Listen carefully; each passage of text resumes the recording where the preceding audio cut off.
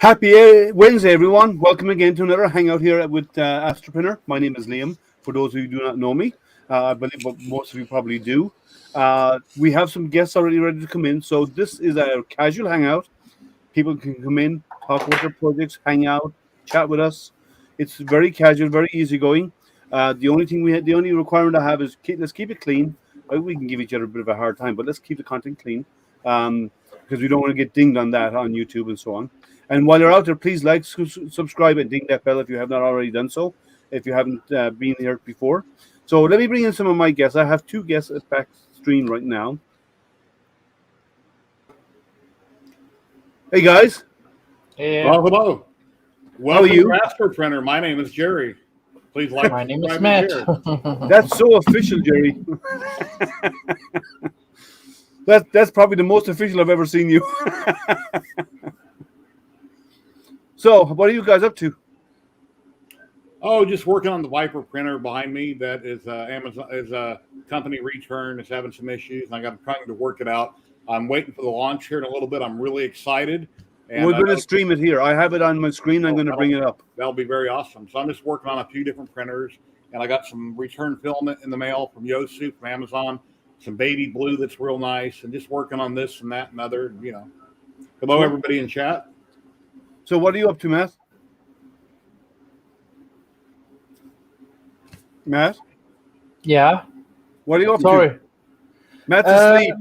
Wake up, Matt. No, I have some kind of issue with my internet at this moment. Sorry about that. I might stop for a second.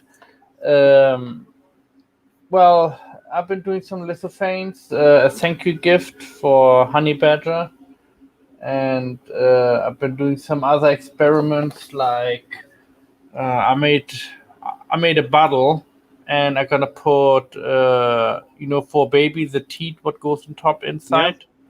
I'm gonna put that inside a real one, and I'm gonna flatten. I broke the bottom piece off, and gonna grind it down because I left a little bit space, as you can see right there. So Matt's preparing this so he can actually get himself to sleep at night. No. I wish. So let's see who's in chat. Oh. Yeah, that's Kieran. Who's in chat. And Stephen, how are you? Jerry, who's on stream.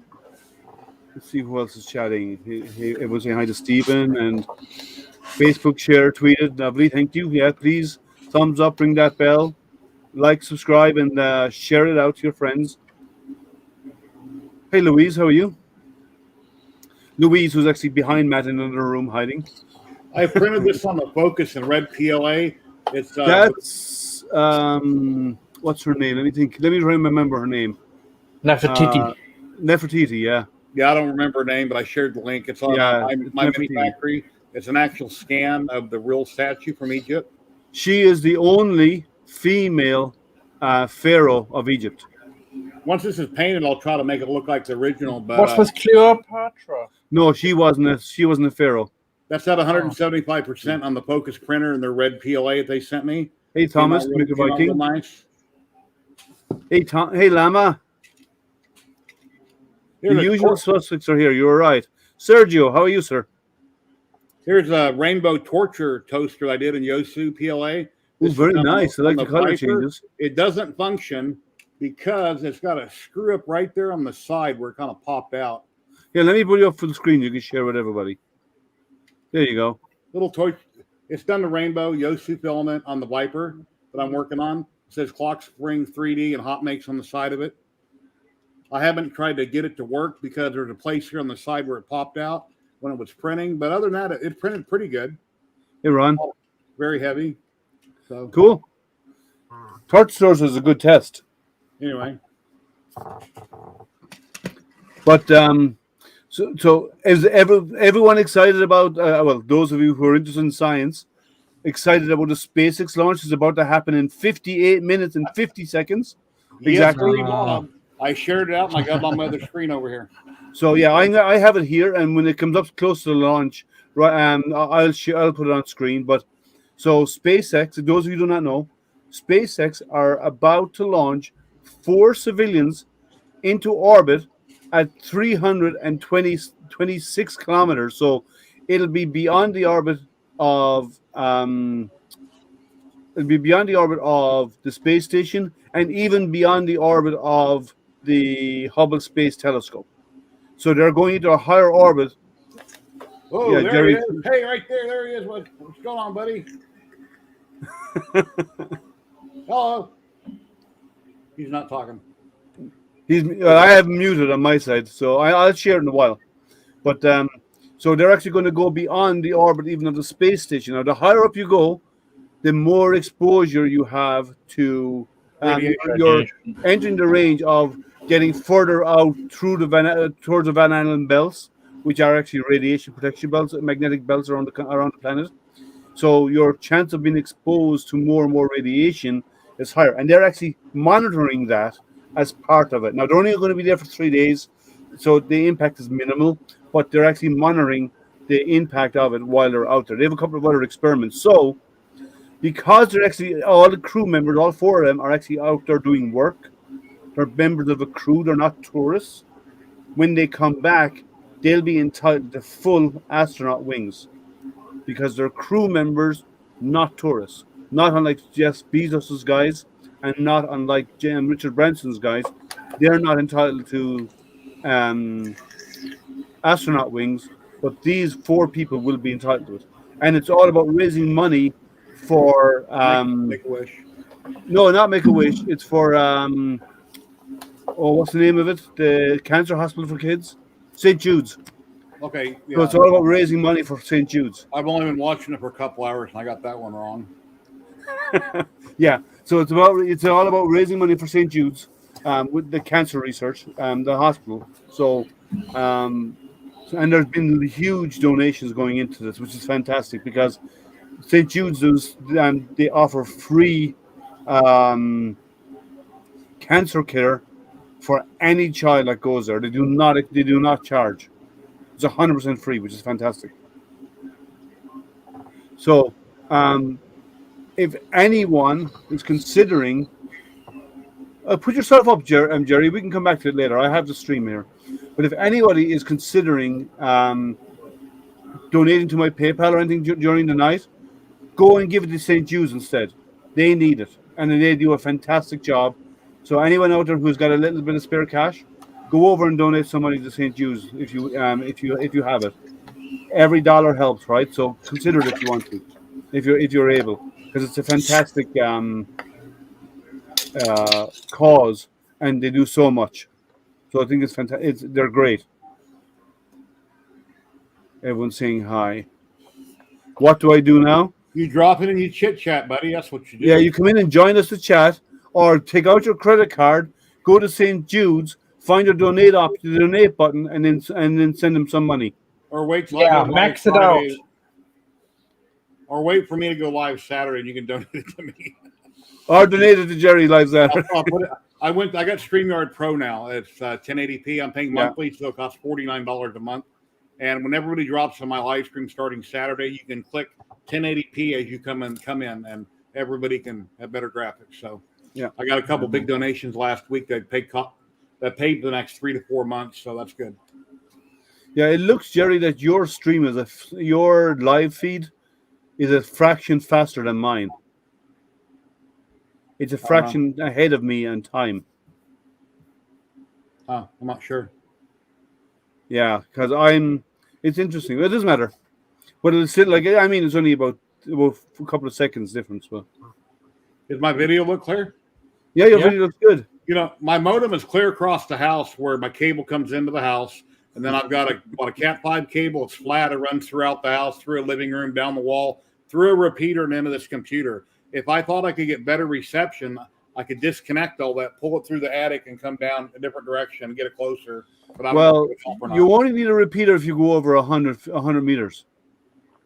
It's a little tiny box you plug in. I run the cable through it and helps. Yeah, but you only need that if you go over 100 meters on cable length. If you're under 100 meters before you plug into your switch, you don't need it. Cat 5, Cat 5e, Cat 6, that's all graded to 300 feet or 100 meters. And after that, you will need a repeater. I'm gonna look on Amazon and see what it's called that I'm using. It might be just a hub, a relay hub or something you're using. So anybody in chat would like to drop in, you're welcome to. Oh, let me, it'd be really helpful to give you the link, wouldn't it? It would kind of help. So let me paste the link there into chat.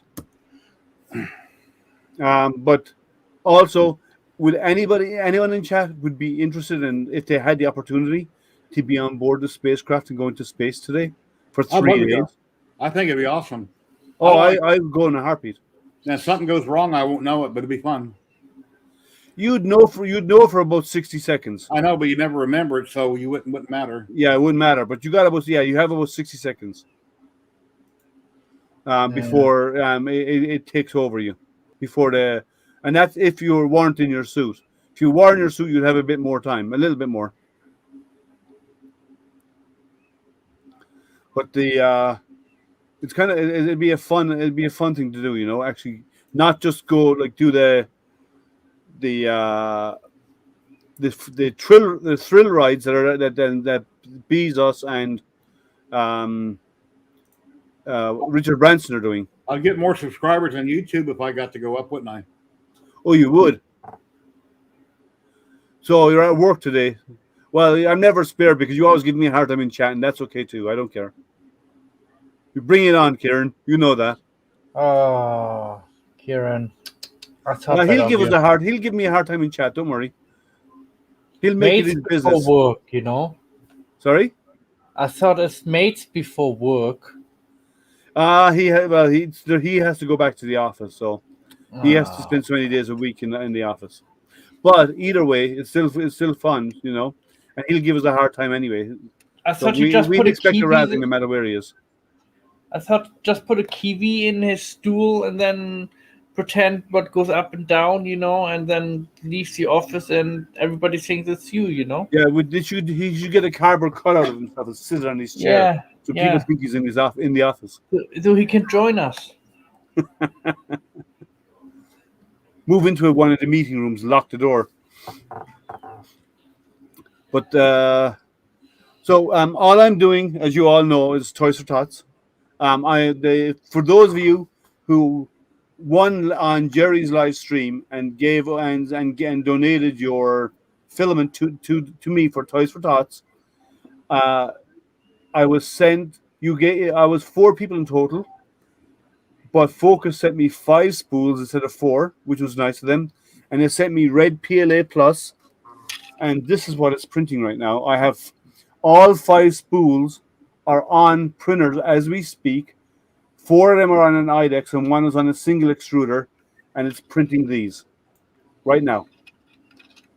So those of you who won last week on Jerry's stream and gave them the spools to me, thank you, because this is exactly where it's going. Since it arrived 2 days ago, it's been on the printer since, and it's been going since. The printers have not stopped. I think they're down for 10 minutes. If the print finishes during the day, while I'm awake, they're down for 10 minutes, and then they're start again to print another one. So I've got lots of these done already, and I'm doing about 7 or 8 a day. I'm getting done out of 5 printers. In private chat, I got a link to the Cat 6 that I'm running. If you want to look at it, that's what I'm running. It's 100 foot long. I don't have a picture of the box. Oh, it's Cat 6? It goes in a little repeater box to boost the signal. Yeah, let me copy that, and I'll open it in a different stream. 1 second. That plugs in on my modem, and then also my cameras plug into that. So I got my camera signal coming from the other room and my modem signal. Yeah, let me have a quick look. It's probably just a repeater box, is what you said. So the box isn't there. I don't know what page it's on, but that's the cable that I'm running. Oh, I use one of those. Oh, you're doing it over the power. Yeah. They're okay. It's depending on your circuit, but they work. There are in a lot of US houses they struggle with those. The reason why is the wire. In the house you got 2 110 coming in, 2 110 lines, and one goes to circuit 1, one goes to circuit 2. Yeah, then one goes to 1, 3, 5, 7, 9. The other goes to 2, 4, 6, 8, 10. right, on your fuse board. And for those to work anywhere in the house, you need to bridge between the two circuit lines. So that's a problem. They don't always work everywhere in the US. It depends on, like, I have bridging in my house set up because of the way my home automation works. But they don't. You can run into issues with them. You may have to run multiples of them to bridge between the circuits. But they're okay. They're not bad. They function. Hey, Carl, how are you? Hey, Carl. Ron, thank you for sharing. Hey, Carl. Everyone should have no issues with dirty content. I'm not sure what you're referring to there. Unless you're talking about the Ethernet connection. Yeah, they can do up. You can do up to 100 meters with Ethernet, with Cat5, Cat5e, Cat6. As long as you're not, if you're running 100 megabit, if you're running gigabit, it comes down. The distance, I believe, shortens to 100 meters, or 150 meters for Cat6. Hey, Carl. So Jerry's playing with his toaster. Yeah, one of them I broke the doohickey on the side, but one side pops up. Yeah, so that means you're probably running a single fat circuit, not a dual. So, that's something fell out, Jerry. I heard that. Yeah, I broke something on the side and pressed on it, fell at the bottom.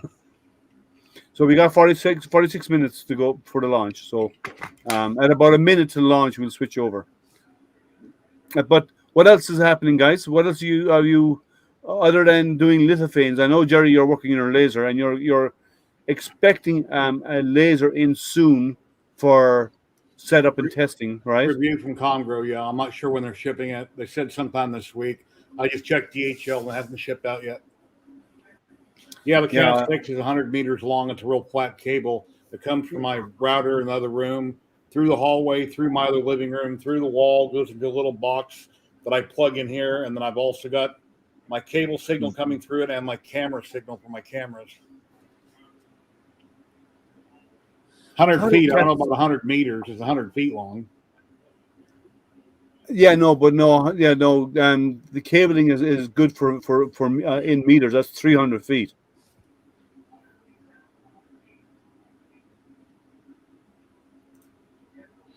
Well, Jerry, that's a question for you about the replacement board for your DIY laser. Yeah, the replacement board that I had hooked up the other day that wasn't working, and I hooked it back up last night, and you know what was wrong? You know why it wasn't working? Are you ready for this? Sure, I plugged in the adapter to the what do you call it? I had the adapter plugged in, and then I had it plugged into my computer, and it lit up. But guess what? There's a little white square button. You push that, it turns the board on. So yeah, it's working. So hitting the power button made a difference, right? Yeah. It says to adjust the VREF on the stepper motors, which I haven't done that. I want to put end stops on it, and yes, it is working. I just have to figure out some things with it. So I see a trend here, Jerry. Let me get a camera set up, and I'll show you. Yeah, I see a trend here. Whereas there's been 3 instances so far of you either not plugging in both ends of the power cable or not hitting the power button, the power switch. Yeah. Let's see if I can get a camera working here on this. Well, there's an air gap. When you don't plug in the power switch, there's a big air gap between the plug and the wall. Not that one, not that one, not that one. Let me go into OBS and see what's going on here. Okay. So all I'm doing is Toys for Tots. That's all I've been doing. That's all I had time for. It's I have one. Ooh, the boom is moving away from the rocket. 43 minutes. Yeah, the gantry. Yeah. So I'll bring it up here. Watch. They're retracting the gantry from the rocket in preparation for launch. That's a lovely view.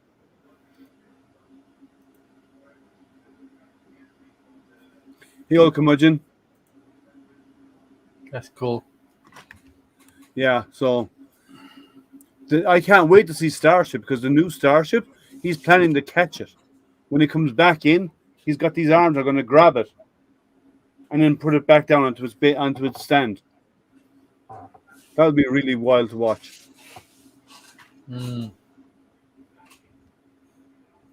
They call it I suppose it's both, because it's a gantry to get out there, but you could also call it the crew arm, because the crew walk out on it to get out to the rocket.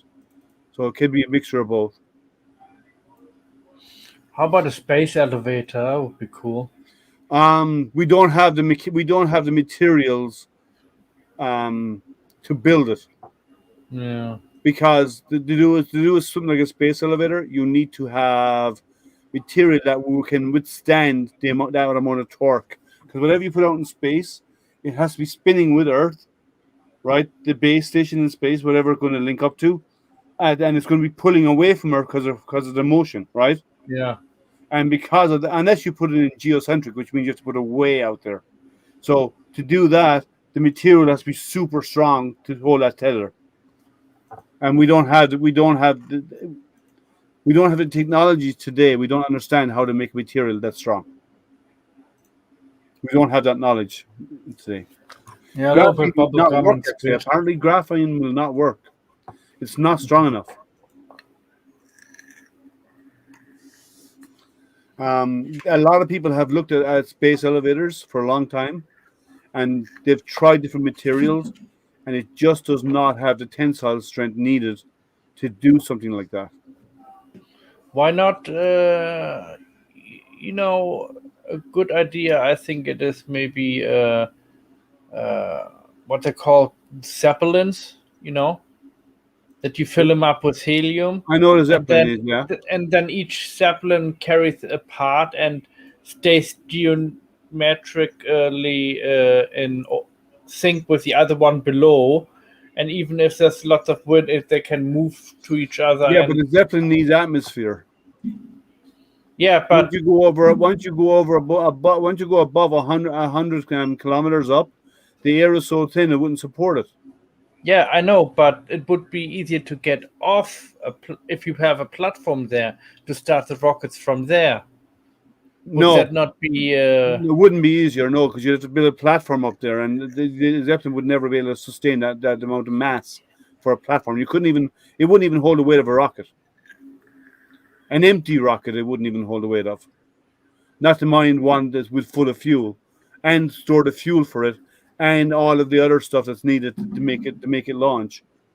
Because I thought about to build it like a donut, have the cylinders to lift it up, and then anything what goes up goes in the middle through the donut through, Yeah, but it doesn't.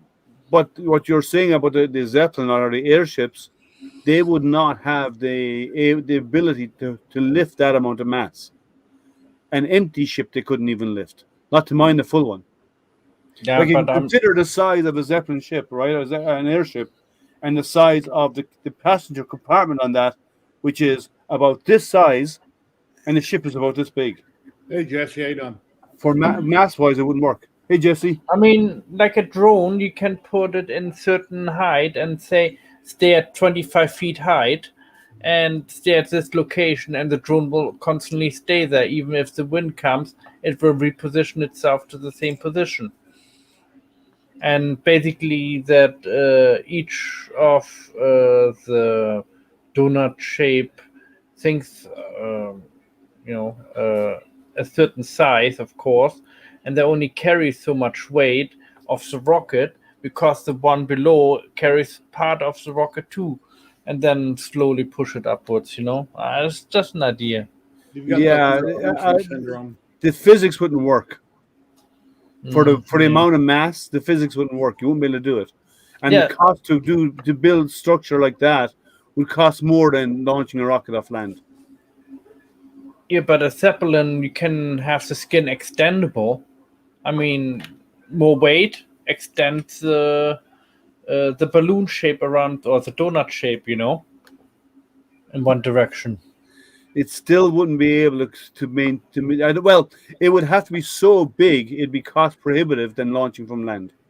It would actually triple the cost of a launch, if not more. You got that Homer Simpson statue near you, Matt? Yeah, I That's have why it. We were talking about donuts. And I'm thinking about Homer Simpson. So Yeah. I like donuts. I just had some Krispy Kreme donuts not too long ago. It's a good idea, Matt, but you need to have a better way of propelling it. Okay, they're starting to load the fuel. somebody pop in. He's all on. Are you here to watch the launch? Can't hear you. Can't hear you. Your audio's on mute. We can't hear you the way we like it. Oh, be nice. Just kidding, Zolan. Zolan, you can. I'll give you permission. You're telling me you can't hear me, and yet I'm watching my mic move. Yeah, I can hear you now. Yeah, but now we can hear you. I didn't change anything. Well, we couldn't hear you a moment ago. We saw the mouth moving, and we couldn't hear nothing. The mouth was moving, but we didn't hear you talking. Yeah. No. How are you? Tired. Yeah, Jesse, we talked about that a moment ago. We do not have the technology on material sciences to design material that has the tensile strength to make that work. It's not available to us today. Yeah, I know what you're referring to, but we don't have the material today. It's not available. We don't have the knowledge to make material. Like some people mention graphene and so on. Graphene doesn't have that tensile strength. And even to do it out of steel, you'd be pushing the limits of the steel, and you'd have to have millions of tons of steel to make a tether that long. And even then, it probably eventually would break because not only is it like you'd have to put whatever you're linking to, ideally into geocentric orbit, so it's always in orbit in the same position orbiting around the planet, because that would limit the amount of tensile strength or the tension on that cable to link from the planet up. So, and then the geocentric, you're going way out there. You know Kerbal Space Program? Yes, very well. Because I did test the simulation, and the way I described it to you all, and it did work to a certain level, and then an update happened, and everything but a safe got ruined. So a month of work went down the drain, and I went to I think like 10 kilometers high in the simulation. Yeah, but to do geocentric, you need to go about 35,500 kilometers to be geocentric. Anything below that, it has to be moving faster than the orbit of Earth, and anything beyond that, it has to be moving slow. So you won't be able to do it unless you had something that was actually able to maintain its speed. So the only supercomputer is geocentric. That's to control all of that. Yeah, but to make sure that it's not pulling away or falling towards Earth, it needs to be in geocentric orbit, which is 35,500 kilometers away. That's an awful lot of long cable. So it's sci-fi for the foreseeable future. Yes. Yeah, 35,000 is about 22,000 miles. Cable it would be too heavy to support us. I agree. Yeah. We'll get eventually something like that may happen, but for now, beyond our abilities. So the nearest thing we have is what we're looking at right now is reusable rockets. Launch, return, reuse it, send it back up again. So I don't know if you're talking, Zolan, but you're on mute. So I was muted. Oh, hang on. Yeah, we saw I was muted moving, because apparently there's another mic that can hear me in the room, and I'm trying to find out where it is so I can kill it. Oh, okay. So 34 minutes. So what they're doing right now is they're loading stage 1, the bottom stage. They're doing the locks and the RP1 load. Yeah, this is about Maker's Hangout, but half of us are into science and stuff as well, and space and rockets and cool stuff like that. So, and this is a cool launch, so we're all here for watching it. There's their emergency zip lines. If they're in the tower and they got to hurry up and get out, they can jump in baskets and get zip line down away from it if they have to. But Yeah, now but they're in they're the capsule, they can't. So if something went wrong, the capsule will jettison away from the rocket and come down with a parachute.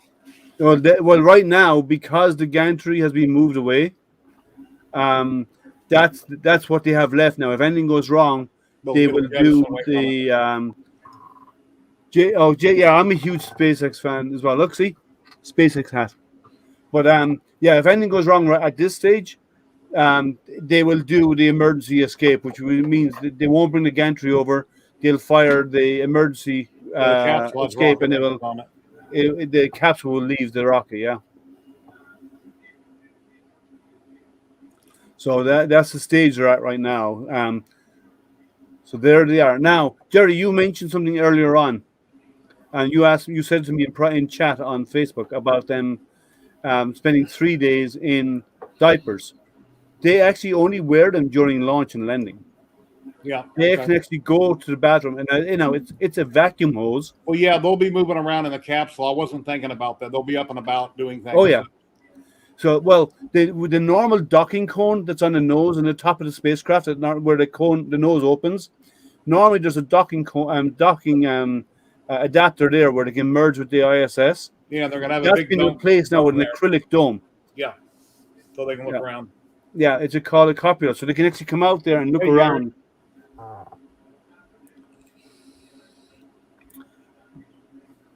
Hey, Jared, your mic's muted. I can't hear you. Hey, Dr. Sam. It's a capsule escape system fast enough. Yes. The capsule. Oh, good. I was muted. Yeah, you are. So the capsule escape system is designed that if they hit it, that they will actually leave they'll experience 3 Gs while the engines go to full blast immediately, and they tested all that in the past with dummies and stuff. Yeah, they'll jettison really super fast. Yeah, they reach about 3 or 3.5 Gs is what they reach during that escape. If only the space shuttle would have such technology. Yeah, the space shuttle didn't have escape technology. Yeah, I know. That's why everybody died twice. Yeah, well, all the new ones do. All the new spacecraft, they all have it. So you can see the diagram behind her there. Do you see these areas here? These are where the escape engines are. Space isn't real. They'll hit the firmament, and that'll be the end of it. Just the space between your ears, right? We're all in the Matrix, aren't we? If we were all in the Matrix, I want $100 billion as soon as I get off the stream in a new house. I just want somebody upgrade me on the computer where whoever's controlling the Matrix. Wow. Yeah, I agree. Finish cool. The shuttle was the shuttle was very large. It was basically a glider, well, even a bad glider at that. It was. Yeah, I think the description was a brick a gliding brick. Yeah. Actually, it was a Cowboys and no, it wasn't Cowboys and Aliens. What was the movie? Where they sent up 3 old guys to do a repair in a Russian Astronaut Cowboys. Astronaut Cowboys, yeah. They called it a flying brick. And that's that's a very apt description of the shuttles. Or no, Space Cowboys. Space Cowboys. That was the name of it. Yeah. Clint Eastwood, Tommy Lee Jones. Yeah. Yep, Groucho's got it. Not really. I hear slowly. It's based on Liam's life. Which Space Cowboys? Yeah. No, I'm just a cowboy. So 29 minutes. So they're still doing the fuel loads is what they're doing right now. She's really good as a presenter. She's been on a lot of them. She does really good. He's new, but she's done a lot of the launches, and she's really good. But yeah, it's kind of cool stuff, you know. I would give my right arm to be on board right now to be flying. I would love to go. But if you did that, you wouldn't pass the qualifications to even get on board because you wouldn't have a right arm. Actually, I said I can give it. I can give it after I come back. I said I'd give my right arm. I didn't say I'd give it beforehand. I give my appendix. I still have mine, so I can give that too. Because you don't need that. Hang on, Hello, Pam. Pam. How you doing, buddy? I have seen the Apollo 11 documentary. It was really good. It's actually I saw it before the cinemas released it because the cinema were getting ready to show it. Saturn 3 was really good years ago. Yeah, that was good. Yeah, but they were getting ready. But they were going the Apollo 11. They were getting ready to show it, and the movie cinemas came to some of the astronomy groups, and asked them did they want tickets to go and see it in advance. So some of us jumped on that and got early tickets to see it before it went generally available. Brilliant, Darko. Yeah, so this is going to be really cool. The only thing is, I'm a little bit rounder in the midsection, so I don't know how good I'd look in a white suit. Stay Puft Marshmallow Man. Yeah. No, I'm not that round, but I'm I a kind of look little like bit. Stay Puft right now. I eat too much. It's not what you know, but who you know, and how much you have, old curmudgeon.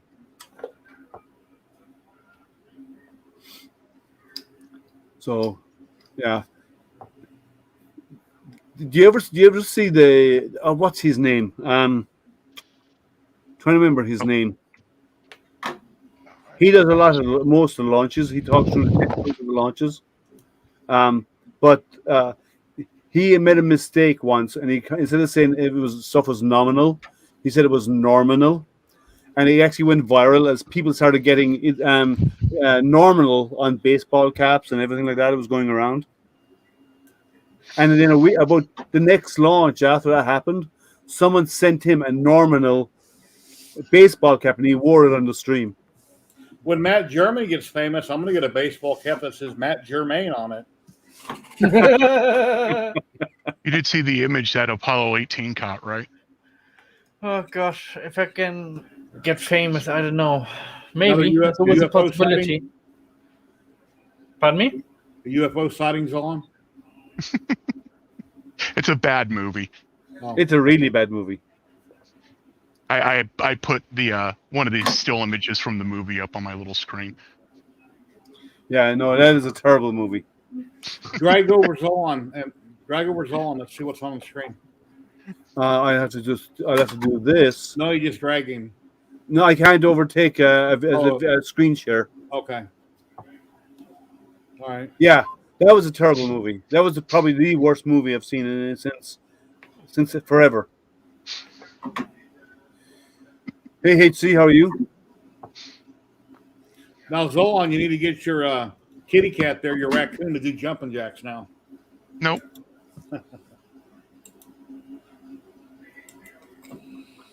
So yeah, So what are you working on, Zolan?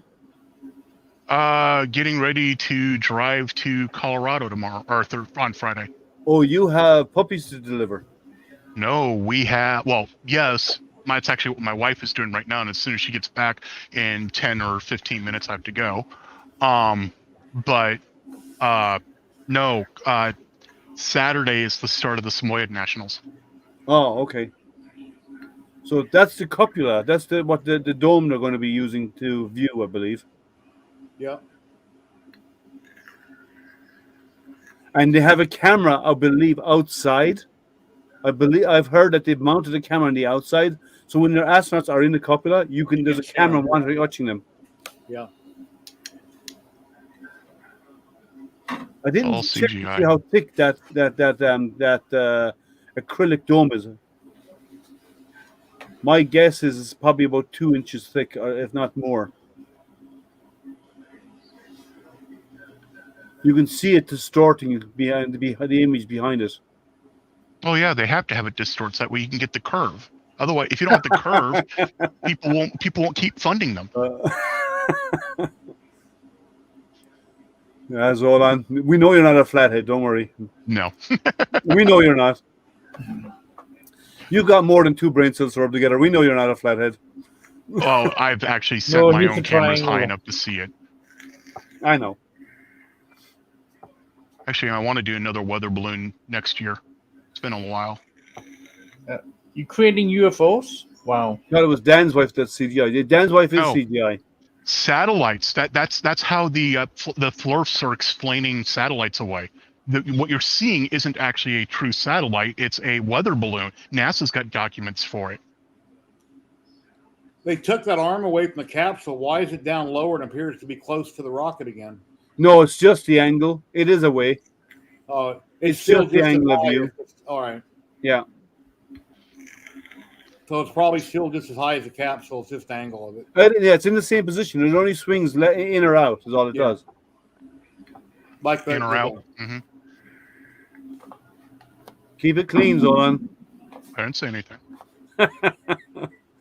Yeah, their suits are okay. There's a difference. Their suits are pressure suits, but they're not designed for space. It will, if in the case there's a slight depressurization, the suits will protect them, but it won't protect them for long. Like if the capsule decided to open up in space, they're done for. There's no surviving it, right? The suits will not make you survive that. They're only designed to protect you if there's slight depressurization. They will not keep you alive in space. And even if they were, they're not thick enough, and they don't have enough layers, and they don't have a heating system in them that if anything did go wrong, they wouldn't stay warm. They'd freeze to death in a very short period of time anyway. So it's not designed for that.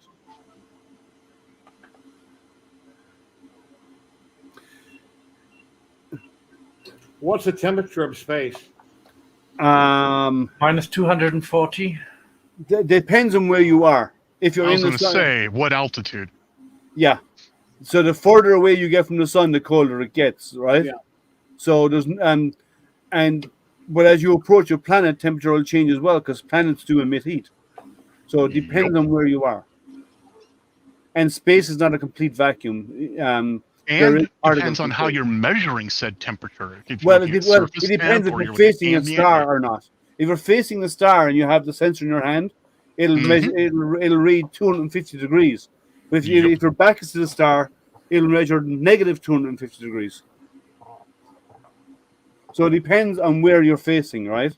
Or 300 degrees. Like on the surface of the moon, they experienced one half of their body experienced 250, 300 degrees, and the other half of their body was freezing. Other than in space and science fiction movies, I don't think anybody has a real answer to this question.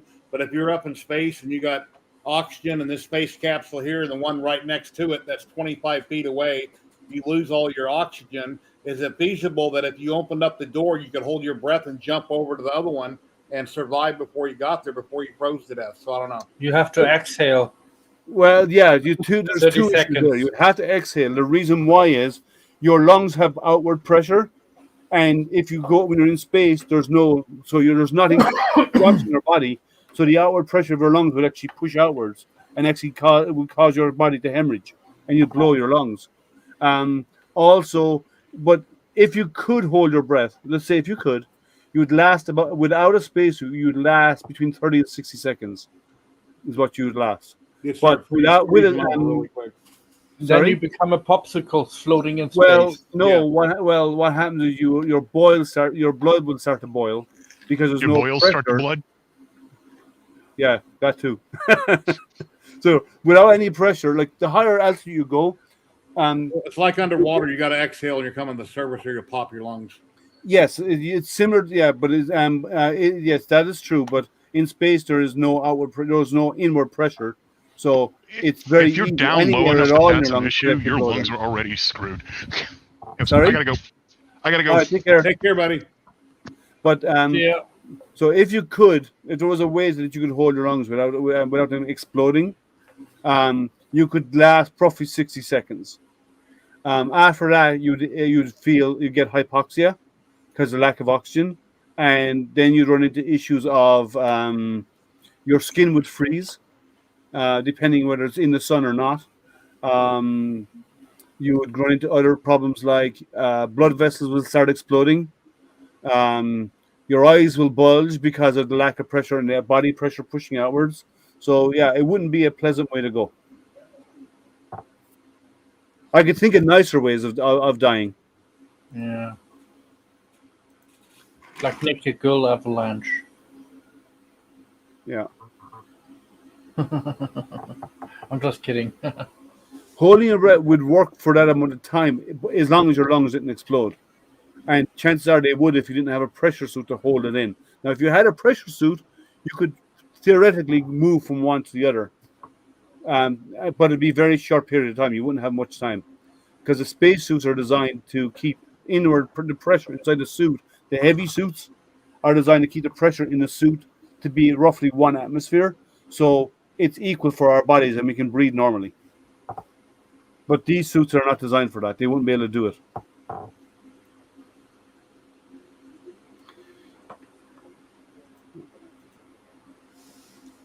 It'd be another 30 seconds each.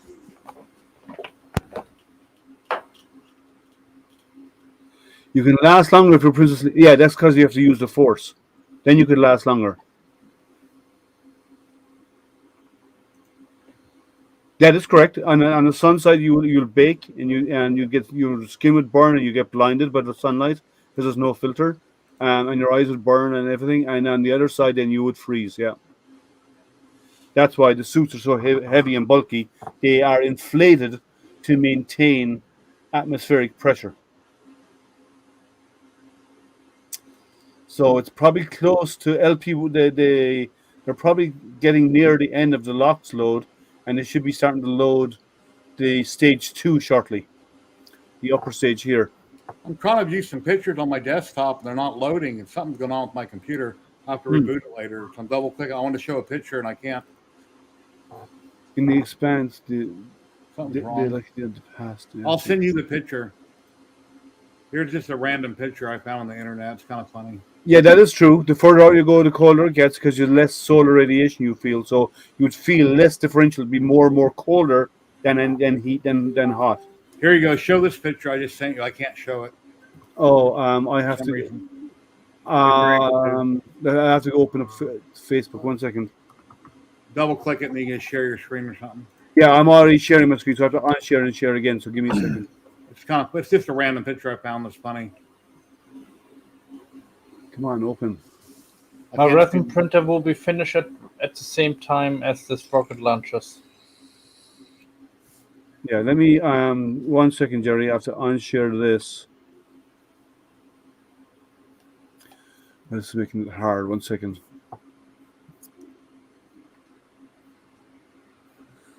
Why won't it let me unshare? You got a Mac, huh? Just for my work machine. This one is, yeah. I don't like Mac mobile devices. Their laptops are great. I don't like their mobile devices. Can I share that in a minute? Because it's giving me problems. It's your Hangout. I'm just... Yeah, let me share that in a second. Let the launch happen first, and I'll share it then. Actually, we got 15 minutes, yeah. Let me... I'm not seeing the... Stop the screen share. 1 second. Yeah, now there we go. Yeah, I couldn't pull the picture up. For some reason, when I go to my download folder, I can't view my pictures. Something's going on. That's probably why my camera's not working. I need to reboot. Something's up. Yeah, let me do that again. Share screen. Hey, Tripod, how you doing?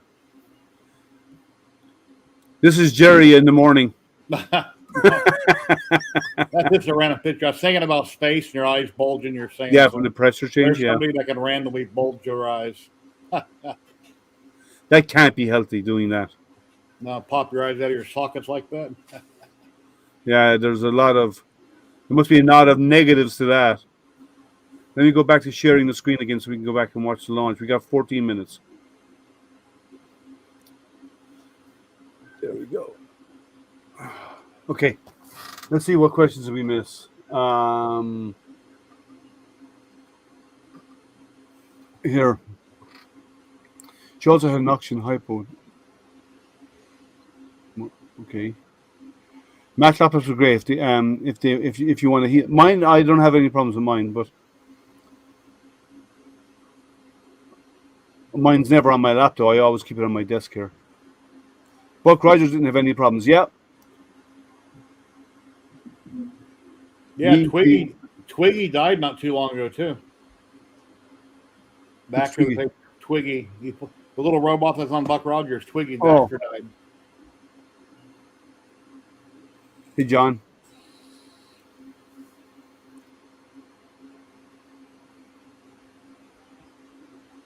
Getting caught up. Okay. Yeah, so, in a little bit. I gotta get another print going on the Focus printer here in a little bit. I'm gonna get a bunch of stuff printed and do another video on it. Okay. Since all I've done is a live stream, I need to get another regular video put out on a couple of them. Yeah, I have mine's printing these. Choo choo. They came out really nice. It's Focus. What they sent me was PLA Plus, not regular PLA, and the print came out beautiful. It's printing at 220. Nice print, strong print. I'm happy with it. Came out really nice. So you got 12 minutes. So they're actually now they're venting up here. So what they're doing is they're loading fuel in the second stage right now. You see the venting here? There's a small vent going on up there. They're actually loading it. Stage 2.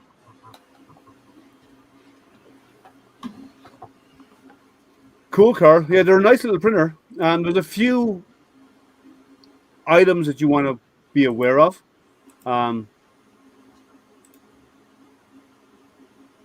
Is there a way to do a time lapse? If you use a webcam, like a USB camera, there are free time lapse apps out there, like you can run on a Windows machine, that you set up the interval and run it. If you like, but it's going to have the head bobbing all over this because it's based on time.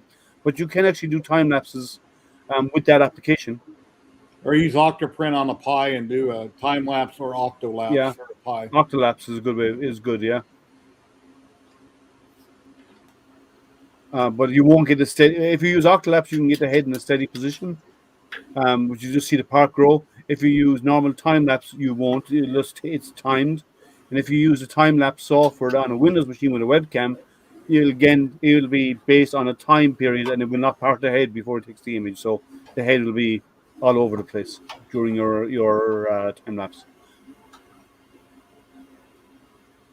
Not on a printer. Then there's again on a Windows machine. There's time lapse software that's free. There's some open source time lapse software that you can use. I think you got time lapse software on your cell phone where you can set up to take a picture every so often. Have your cell phone take one picture every so often. Some phones have that, yes. And if not, there might be an app you can download, Okamudgem, just to do it on your phone. Have it set up on the tripod.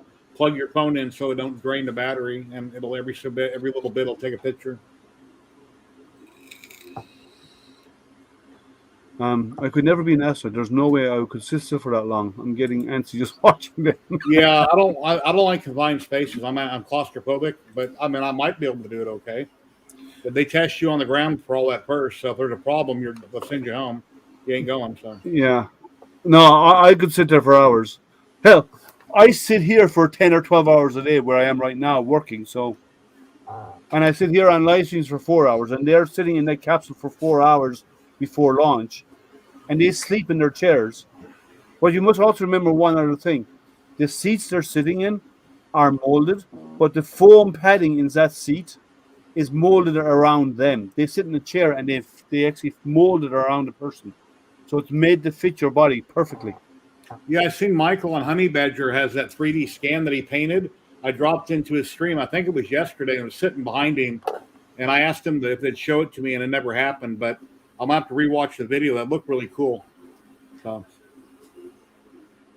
1,800 frames per minute for what? He didn't turn around and show me his prints. I guess he's still mad at me. So maybe next year. I don't know.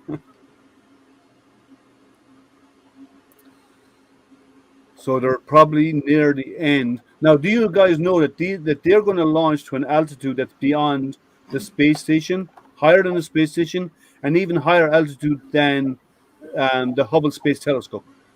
326. They're going up so high, they're going to be beyond even where the space station is. Well, hopefully we have no issues. 326 miles up. Are you going to play sound? Are you going to play sound in a little bit? I'll put this. I can bring the sound on now. I just have it muted. If not, I'll not monetize it. Doesn't matter. I can mute me and put it on. Hardware in the engine. We're actually going to you hear it? A little bit of the super chill, identified liquid oxygen through the turbo pumps and allow that hardware to basically come down, the temperature come down. This allows us to avoid any thermal shock to the hardware when the full flow of super chilled liquid oxygen occurs at startup. She's talking about a pre-chill on the engines. They have to chill the engines down. Your screen, Dragon Resilience with the Inspiration 4 crew strapped in their seats there at the top of the rocket. Yeah, I'm not sure, Curmudgeon. Just try it on your phone if that's what you have. Maybe it'll work fine. Yeah. Once again, if you're just joining us, this is the first all-civilian mission to orbit, and they are just turn your phone sideways. That way it's full screen. Don't have it upright. That way you go full screen. Ascending to an altitude of 575 kilometers above Earth and orbiting Earth at that altitude for 3 days. Yeah, that's 326 miles up. The space station is 250 miles up. There on your screen. I've never tried a low curmudgeon, but maybe somebody else in chat can answer his question about his setting. Pilot. Next to her to the right, Commander Jared Isaacman, and to the right of Jared, Haley Arsenault. I've never, officer. Gold Curmudgeon, I've never tried it on a cell phone. I've done it on a computer for 24 hours, no problem. Stage 1 engine chill has started. We don't really have a good view, but right now at the base of the... Or just Google it, time lapse on cell phone or something like that, see what comes up. A little bit of liquid oxygen overboard down into that flame bucket. As Kate says, that's chilling in the turbo pumps in preparation for going to high-speed flow at T-minus 2 seconds. Yeah. So what? On top of the fixed service structure looking down at Dragon, the transporter erector or strongback is currently still clamped onto the second stage right next to the vehicle. We'll see that retract starting about 4.5 minutes before launch when the arms open up and then the strongback will recline away a couple of degrees. What we're getting ready for right now is that call out. We're right on time. The fuel load, the RP1 kerosene, refined petroleum 1, rocket propellant 1 grade is loaded onto the first stage. So that leaves us with just liquid oxygen loading continuing on both first and second stage. Cool. You can see that moist Florida air slowly breezing by the 2 chilled down liquid oxygen tanks, and you can see the mist coming off as the moisture, the humidity, and the air condenses and gives you those clouds. And these vents here, you see them here that's super chill and here. That's expansion happening in the tanks. They have to release the pressure. So, Carl, you had your phone turned sideways, forward-facing camera, and you set all it up. I got an Android phone, a S10. I'm not sure what you're filming with, but yeah, old Curmudgeon, Carl there has done it. And just leave it plugged in that way. Don't go dead. It should be fine. In just about 10 seconds, we should be hearing the call that Dragon has been transitioned to its terminal count configuration. Yeah, I watch almost every launch. Non-fan probably has 10 or 15 monitors. He's on so many places at once. Tanks are pressurizing for strongback retract. Yeah. So what I normally do is I have a TV in my room that's over here, a small, a flat screen, and I use that for a lot of the space launches. To pressurize the tanks, that'll help stiffen the second stage up. Is the 2 hydraulic clamp arms will open up coming up here very shortly. They're in Florida, right? Yes. Yeah, because it's still daylight here in Vegas. I see there it looks like it's dark. Yeah. Okay, there's a strongback moving away, so it's getting ready for launch. There's the arms opening now in the strongback. You see these arms here are opening. They're going to start opening now. And then this will move back. Because the sun here goes from the east to the west, so the sun sets over California. As you can see on the timeline there, Jerry, sun always goes from the east to the west. I know. The next major event. I'm just thinking about which way my house is situated. Yeah. Physical event or modification to the pad prior to liftoff. No, not Texas. That's where the Starship is. That's still under development. They're hoping to launch that within the next few weeks. Fully loaded with almost 1 million pounds of liquid kerosene and liquid oxygen. That liquid oxygen is what we see venting. Well, we'll be there. able to watch this over the next 3 days. Everything that's going on until they come back. So that'll be cool. Your choice there. That's only. You can see that the strong back What? is beginning to Oh no, retract. no, commotion. That's only your resolution of your image. And Kate, that strong back will move back just a couple 4K will be of very degrees big you see files. here. Then at T0, when the Falcon 9 sends the liftoff command to the ground to release it, hydraulics will bring that strong back the rest of the way to about a 45-degree position at liftoff. Stage 1 locks load complete. Okay, it's fueled Got up. the call out right on time. First stage liquid oxygen loading is complete. Shutting down the ground pumps. We're down to just loading second stage liquid oxygen. And that'll be finished at about a minute to go. They need to leave up the inside cam when they take off. There's people sitting there freaking out, and shaking and screaming. And Sorry, can't hear you, Jerry, over this. yeah, All right, there's that call out that Dragon is now running on its own power. It's no longer connected to the power systems of Pad 39A. As you just heard, the crowd is super excited here at SpaceX headquarters in Hawthorne, California, Cool. as we are now under 2.5 minutes until the launch of the Inspiration 4 crew. So stage 2 lock and load will be ready in about a minute or so. That crew there can be seen on the right-hand side of your screen, buckled in and ready to go. I don't know if they'll show the takeoff with the cameras on the inside. They rarely do. they should, but it'd be nice because you never know. They might be sitting there freaking out. Well, I heard that stage 1 is not that bad. When stage 2 kicks in, then you really feel it. Yeah. Stage 2 locks load complete. Mm-hmm. Yeah, they'll tape it, but they just may not show it. Load is Dragon complete. is an auto idle. Okay, so they'll be switching over to on board shortly. All of its Gas propellants. closeout will begin shortly. Expect loud venting. Announcement to let the crew know that as we vent off various lines on the launch pad, we'll hear some loud noises. Let the crew know that's planned. There it Also goes. right now draining liquid oxygen out of the transporter erector, draining the lines, getting ready for launch. Waiting for the startup call at T-minus 1 minute. There we go. Call out to make sure everything's good.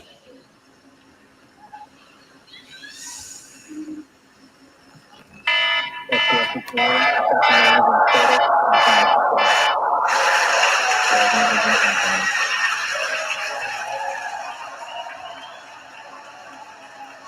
You can hear the cheers. We're inside 1 minute. Take care. Go for launch. Yep.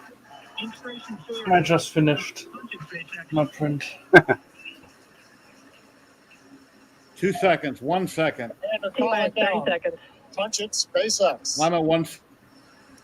There it goes. On my screen, it's already taken off right now. Yeah, there's a delay. I don't know why, but don't spoil it for the rest of us, Jerry. Yeah. Yeah, there seems to be a 30-second delay. I don't know why.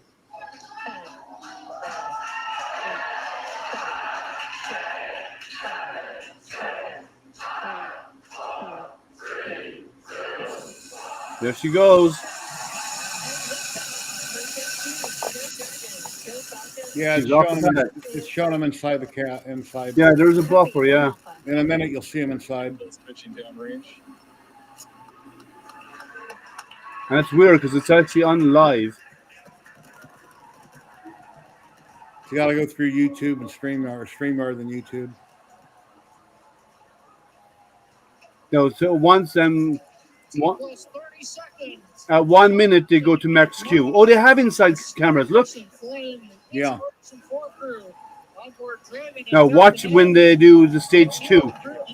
I'm at a minute 11 on TV watching it, or on my Yeah. monitor live on YouTube.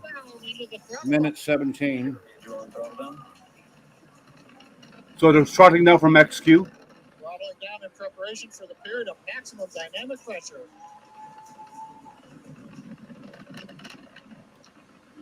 I love their camera system. Supersonic. Max Q should be any second now. I I don't see the G's really bothering one of the people. He's got his hands up, and I don't. We're through the period of maximum dynamic Okay, pressure. now ramp up engines. With throttle back up and 1 Bravo, the call out from space. That's one of the abort sequences. That is a nominal call. Everything continues to be good. There's a lot of jet trails there. Looks like a smooth ride for the crew.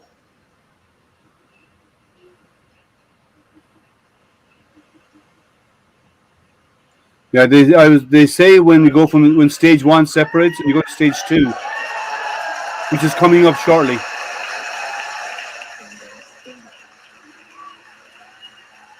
Okay, we heard the call out. MDAC is turned. Hope they make it safely. Yeah, don't. You'll see a slightly advanced of us, Jerry, so don't read it out. No, I just said I hope they make it safely. Oh, they will. This thing has been tested so many times. Like, this capsule has been reused. This was used in Crew 1, the first launch to the space station. And the rocket has been used. Throttling down for G limiting. Okay, and 4 the Gs, so we're holding it there for the crew. 4 Gs is a lot. Major event coming up will be main engine cutoff, followed by stage separation, looking at the second stage engine nozzle, and then ignition of the Yes. second stage. Air pressure change allows it to flame out. Yeah. So they're going to put. And Miko. Okay, main engine cut off. Stage separation. Stage set. This is the kick-ass part, apparently. When there she goes, when she ignites. Bang.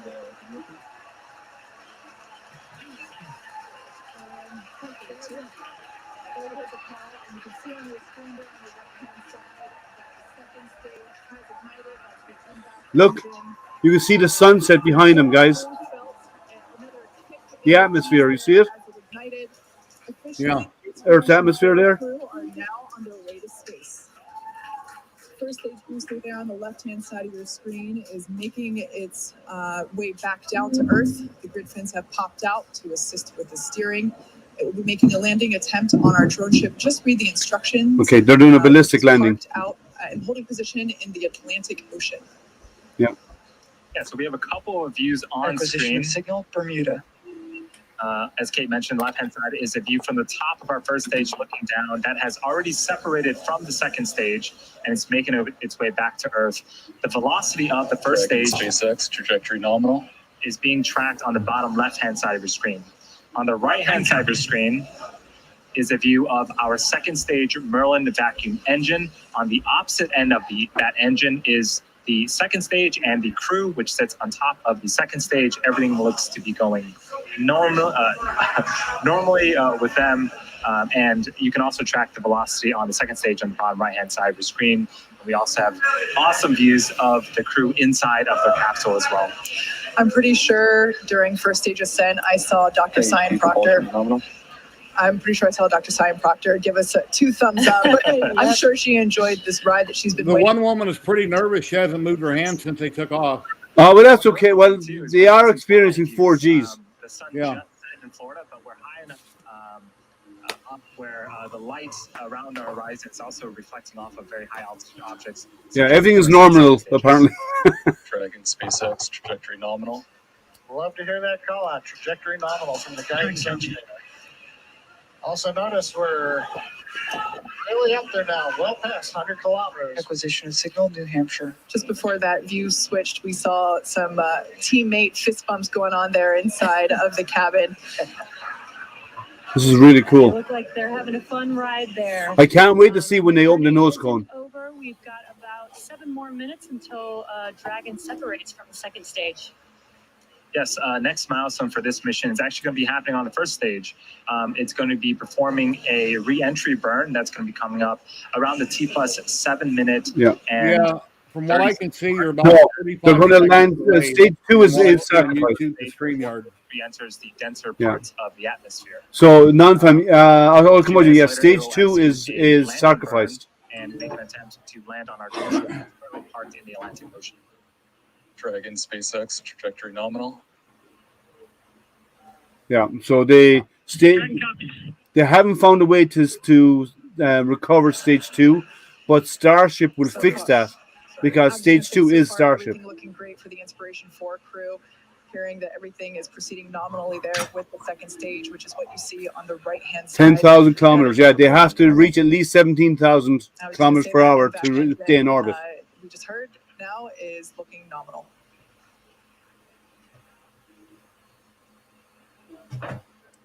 Yeah, they actually enter orbit, and now over time, stage 2 its orbit will degrade, First burn. and it will burn up in the atmosphere. It's designed that way. And on your left-hand side, looking at the first stage, you may see It those should be magnetic so it can collect some space junk before it comes back in and burns up, brings some of the Yeah, but everything's too far apart. Yeah. SpaceX trajectory nominal. Basically is the attitude control. Yeah, even like the space station travels at 17,500 miles an hour. Back down to Earth. They're going to have to go a little bit faster than that. I'm guessing around about 18,000, maybe. Dr. Proctor is clearly excited. Landing burn, but you're not seeing it yet. Then they do a re-entry burn first, then a landing burn, Jerry. There's going to be 2. And they will be at an altitude of 575 kilometers, which, if I remember correctly, John, you said that is the distance from Los Angeles to the Golden Gate Bridge. There you go. They're going to get there a lot faster. Yeah, no traffic. Right now. Okay, there's the re-entry burn, I think. So it's decelerating 6,000. Okay. So they're at 19,000 miles per hour and 19 and a half. First stage, again, this first stage has already separated from the second stage. So the first stage is making its way back to Earth, trying to land, and the second stage, everything is going well. It is headed into orbit with the crew on board. Actually, there on your screen, you can see a sunrise horizon there with planet Earth just behind the glowing MVAC engine. Stage 2 is in terminal guidance. So 20. Stage 2 in terminal guidance. We're at the altitude. We're working the angular momentum we need to get into the right orbit. And if you're wondering, did he say stage 2 is in trouble? No. On the first stage. No, they're in there. They're at speed. Now they're just adjusting them to get them into the orbit. So stage 1 landing burn should be happening soon. The back to throttle down and the cutoff in an event called second engine cutoff, and then we'll wait for the confirmation of good orbit. At the same time, the first stage will be. You don't see it yet, but I see it. Yeah. So stage 2 is about to land. It's probably about landing now. Oh, stage 1. The video cut out. It always does. Now it's back. Now they're in space.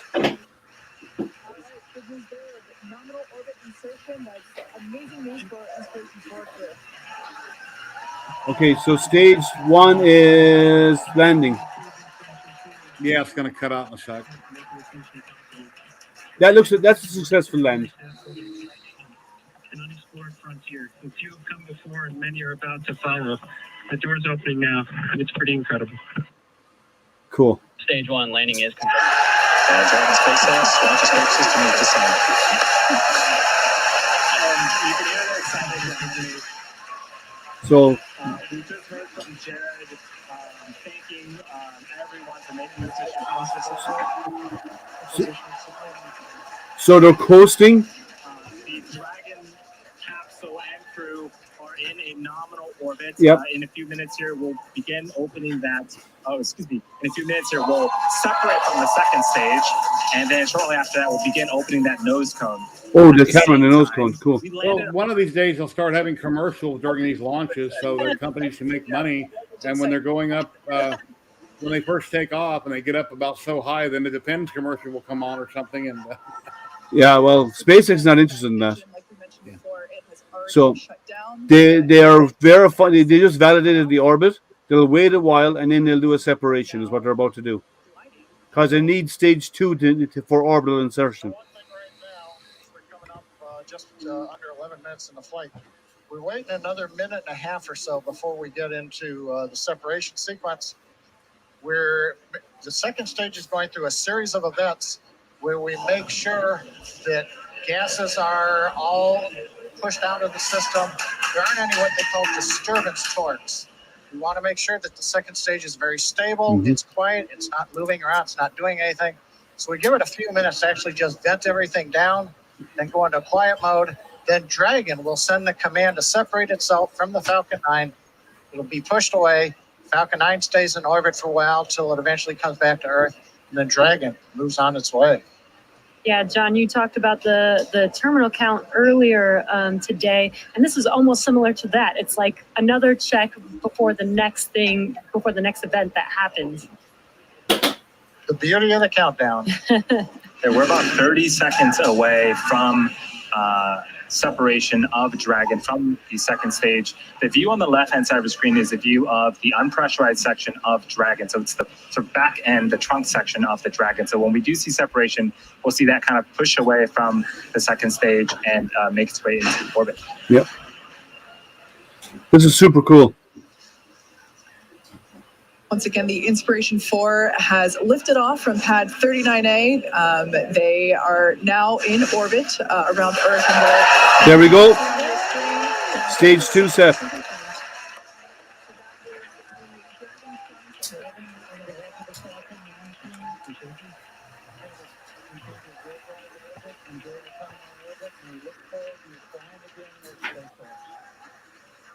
This is so cool. So now they're on their own. We really appreciate everyone's help back in LCC. that was the voice of SpaceX Chief Engineer Bill Gerstenmayer. I'm waiting for the nose cone to open. Inspiration 4 Commander. I want to see the view from the nose cone.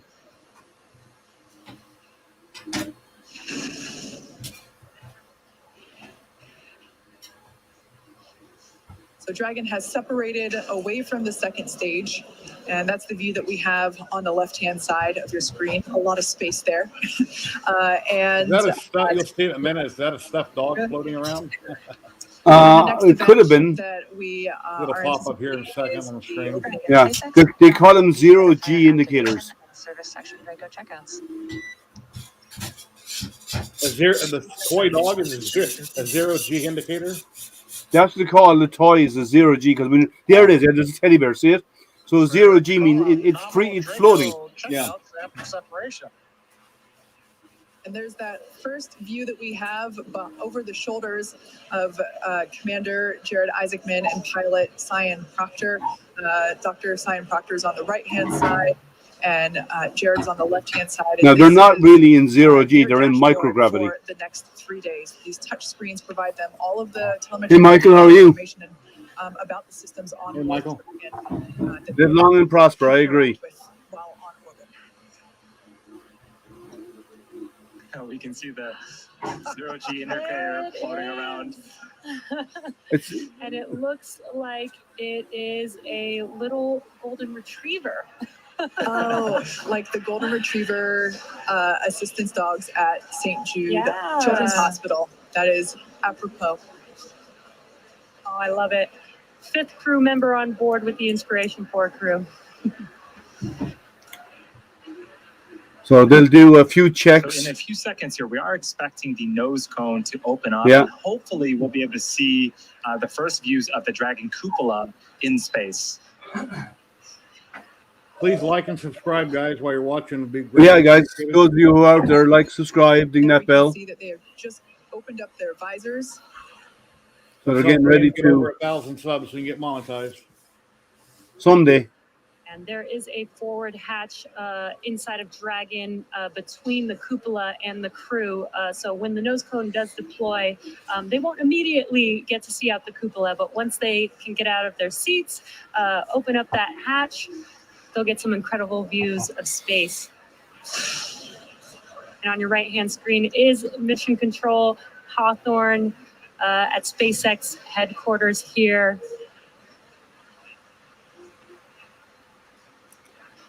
Oh, I'd love to be on that flight so bad. Once again, the cupola is the observation dome that was installed. It's brand new hardware to this mission.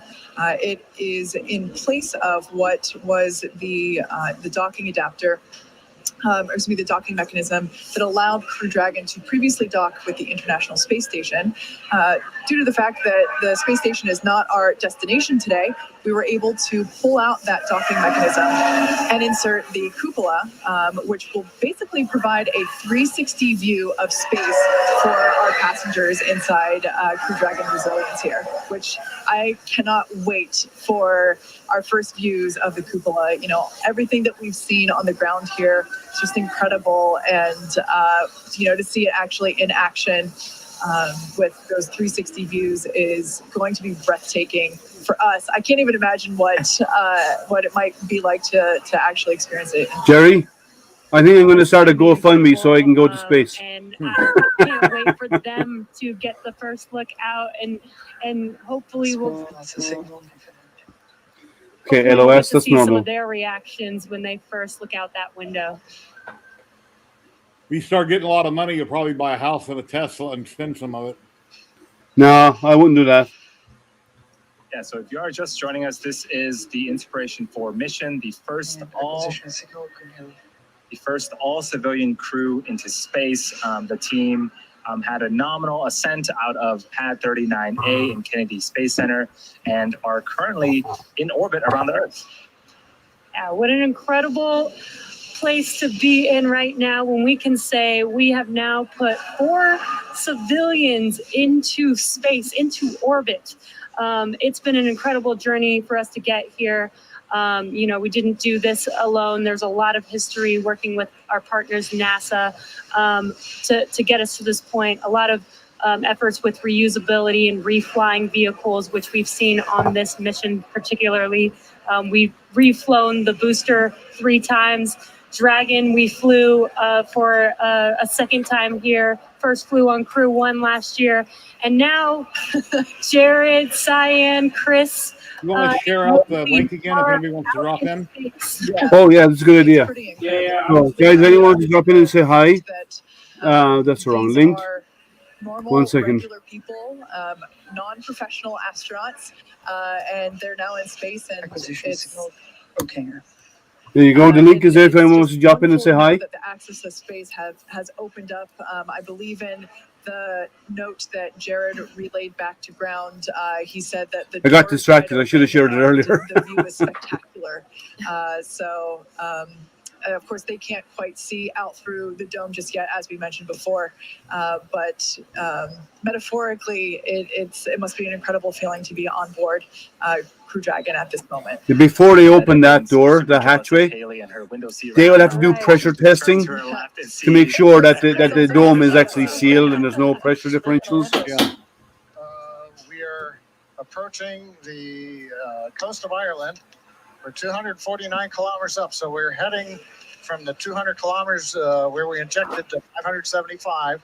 Then we'll begin circularizing the orbit. But more importantly, we got into contact with the ground I'll be station, right back. and they confirmed the nose cone is open. Amazing. So another major event, the hooks that hold it down have opened up, and then the nose cone deploys itself up. I would have thought it walks. So that exposes the cupola, and we're going to see if we might get any kind of view here before we sign off. Yeah, it'd be nice to get a view out of the mentioned, cupola. We aren't going to the International Space Station. We're actually just going out into space, into orbit. So they will be doing a couple burns. Another one will be, or the first one will be 45 minutes into flight, and then another 90 minutes into flight. And that'll take them to their final orbit of 575 kilometers away from Earth. So besides the guys that went to the moon, which is a handful of people, It sounds like these we're actually not going to be able these to will get, have been the views furthest of traveled. the nose cone opening and of that Or some of the cupola. furthest So traveled people unfortunately, who've gone the furthest from our planet. at the moment.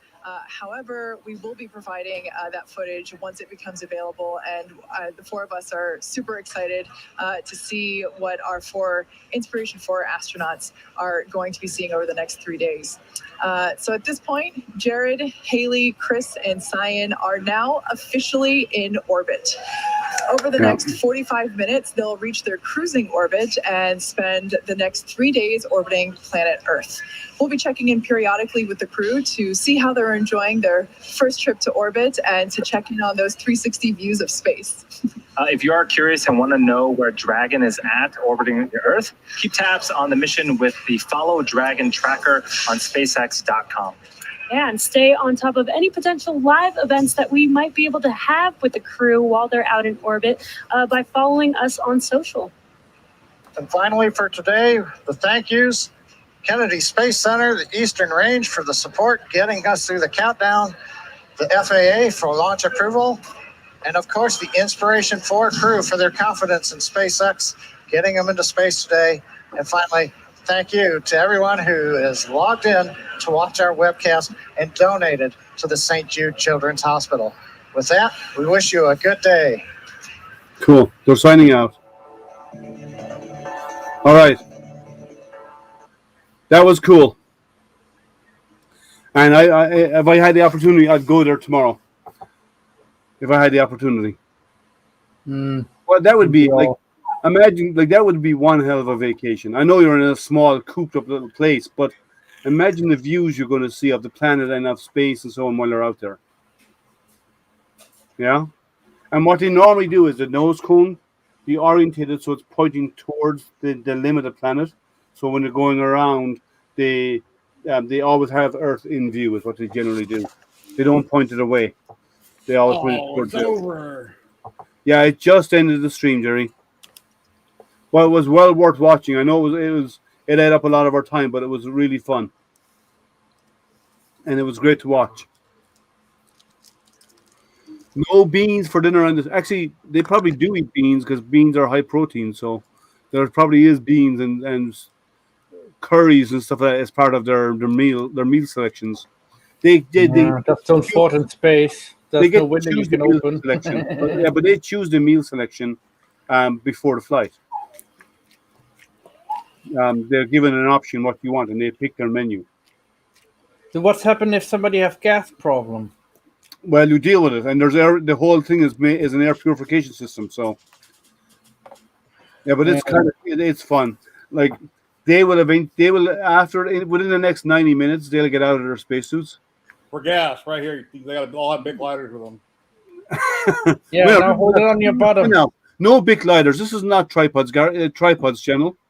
Yeah. Well, no, it's Mission to Mars wasn't me. It's funny. Yeah, they have serious CO2 scrubber systems. Yeah. Yeah, I wouldn't want to go to Mars. I'd like to go to space and come back, but no, not Mars. Mars is a 6 to 8 month trip. Yeah, and there's too many things that will probably go wrong. So at some point, well, Musk has said it himself. He said the first people that go there will probably die. Chances are high that something will go wrong, and they can mitigate all we can, but there's often going to be there's a high probability that it will that something may go wrong, either going there or landing or something. You got to find a planet with an atmosphere. It's like going to a water world and you got to live underwater. We don't have one. We haven't found yet. Well, not in our solar system. What's with Europa? Europa does not have an oxygen atmosphere that we can live on, and it's an ice ball. There's probably some invisible planets out there we haven't seen yet. Couldn't you live underneath water? Well, you have to go down a few hundred miles through ice before you reach the water. Yeah. That becomes a bit of a problem. Because I do think they might have some life there, or on Europa, didn't they? Well, we know there's water there. We don't know anything about life. The only life we know of is actually here on this planet. We do not know of any life beyond our planet. So, does it have the potential? Possibly, because it has liquid water under the surface. But is there life in there? We don't know. And they want to find out. So the Europa Clipper is already being worked on and planned. They're also going to go back to Titan. Titan has an atmosphere, but it's hydrocarbons. We can't breathe it. It rains gasoline there. So we can't breathe. There's no liquid water there, but there is liquid. It's just not liquid that we can consume.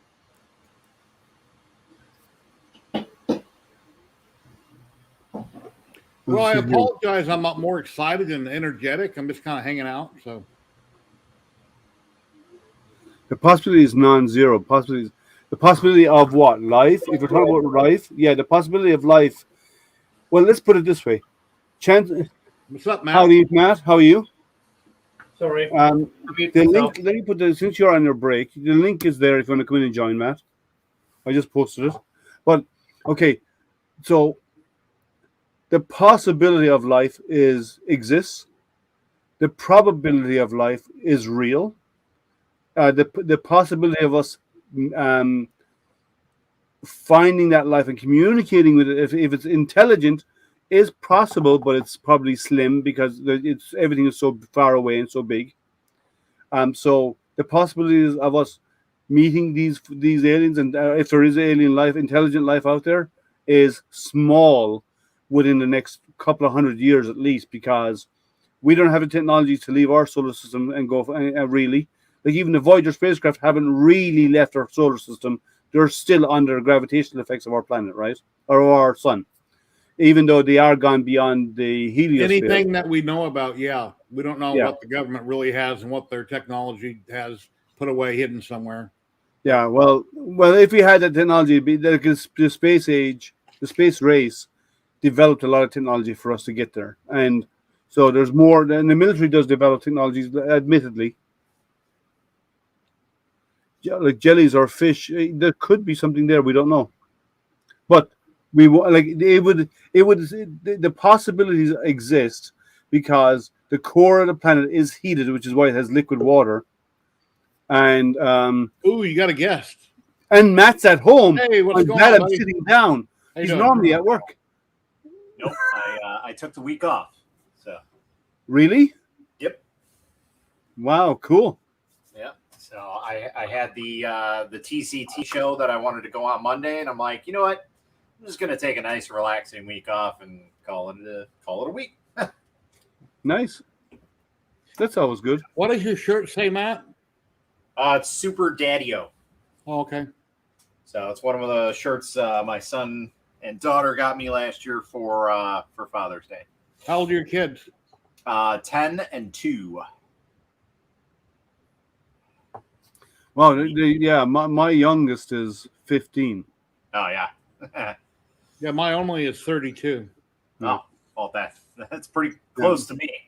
And my daughter, she's 28, and she's in Hawaii at the moment.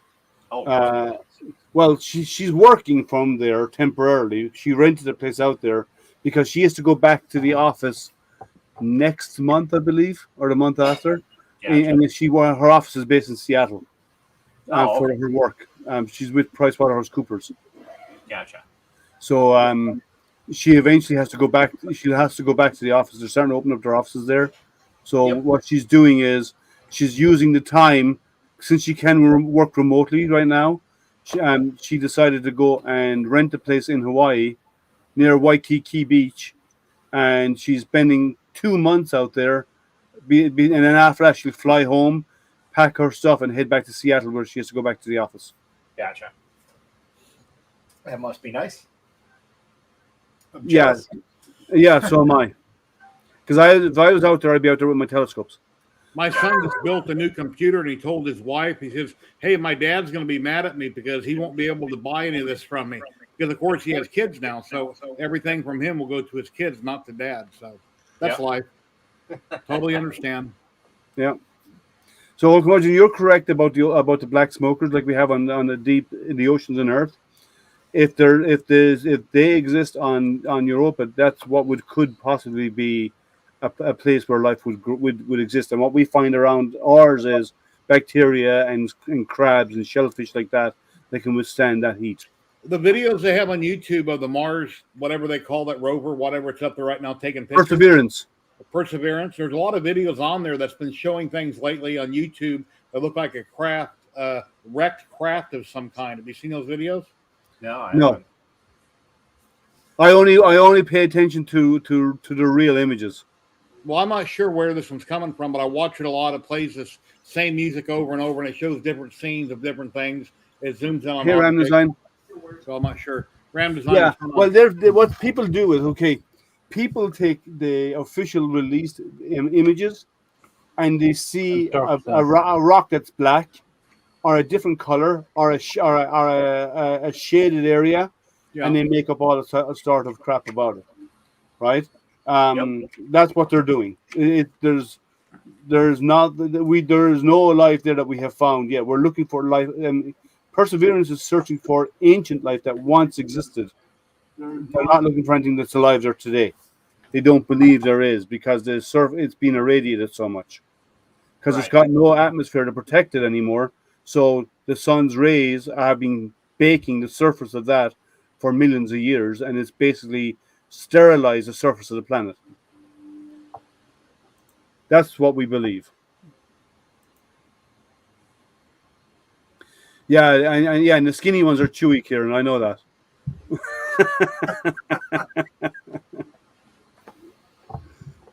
Yeah, so it's kind of interesting. Like you have these guys who call themselves scientists and they start talking about aliens and stuff. Like, come on, nobody with any credibility would spout that crap. Yeah, UAV, I think it is, right? Yeah, I put it in private chat. Here's an example of what I was talking about in private chat. Okay, let me copy and I'll paste it for everybody. So this is not official. They're talking about. Why don't you click on and look at it privately before you make that statement? Because I don't know where it came from. But you might. Yeah, but if they're talking about something, if they're talking about crashed vehicles. Okay, I'll look at it privately first. Then, okay. It could be something of ours that crashed there, and it's just a bunch of wreckage. I don't know. Yeah, that can be literally anything. I mean, we have tons of space debris everywhere, all over the place. Yeah. Yeah. So could be something from one of our satellites. Who knows? Yeah. Yeah. Well, we do know we've crashed stuff there. Yeah. And if that's on Mars, then that's probably what that is that I'm looking at. But there has been a few of those videos I watched where it'll show something up in the air. It's like, wow, what's that? It kind of looks silver, but it's so far away. Yeah. You're muted, Liam. Okay.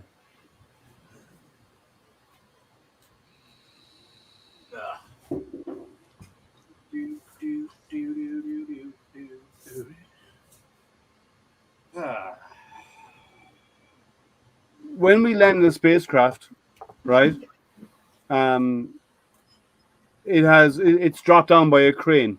Yeah, then a crane went direct, and that might be what that is. Zooms off and crashes. That could be what that was. That's probably what it is. But they're making it sound like it's weird and alien stuff the way they're what they're talking. But it's not. They'd have to drive up close to it and get a close-up look if it's really something. Yep. But we know where our craft came down, so we can actually, because we've seen images of it. We've even photographed it from orbit of Mars because we have spacecraft there. So, okay, we covered that. But I hate these conspiracy theorists because, I come across them doing astronomy events all the time. I had flat earthers come up and talk to me. I had people tell me that the universe is 6,000 years old. And they say that. Now, I have no problem with people of their religious beliefs. But if a religious belief is actually saying that the scientific knowledge is incorrect, I have an issue with that. The Catholic Church doesn't say that, right? They have if they used to, they've adopted science. They believe they trust in it, right? But others don't, and I have a problem with that because, and people are going to get offended by this, and you know what? I don't care. If you're telling your kids that the Earth is flat, if you're telling your kids that the universe is 6,000 years old, and all this kind of stuff, right? That you're instantly putting your kid at a disadvantage in the world, educational wise, and they'll be shunned and by their peers in school because their peers in school don't have that belief. I see it as abuse. I see that as child abuse. Yeah, me too. You teach a child flat Earth or that the Earth is 6,000 years old. That's tantamount to child abuse. Yeah, because an elephant is pink, it's not grey. Well, no, it's not that at all. But you're immediately putting them at a disadvantage with everybody else that they'll come across in their life, and you're automatically saying, "Look, I'm giving you wrong information, and people are going to laugh at you throughout your life because if you speak about this, that's what's going to happen to them. Like that's like that's mentally abusing the child, as far as I'm concerned. And I'm not the only person who believes that. I've come across lots of other professors and teachers and so on, and they all agree that should be treated as that because it is putting them at a social and mental disadvantage, and it's not natural for them. It's been forced on them at a young age, so that's why it's deemed abuse. Like if it was something that if it was a learning issue that they had, that's different. But if it's something they're being told by their parents should be taken outside and slapped a few times. That's my opinion. You might have all different opinions about that, but that's my opinion on that.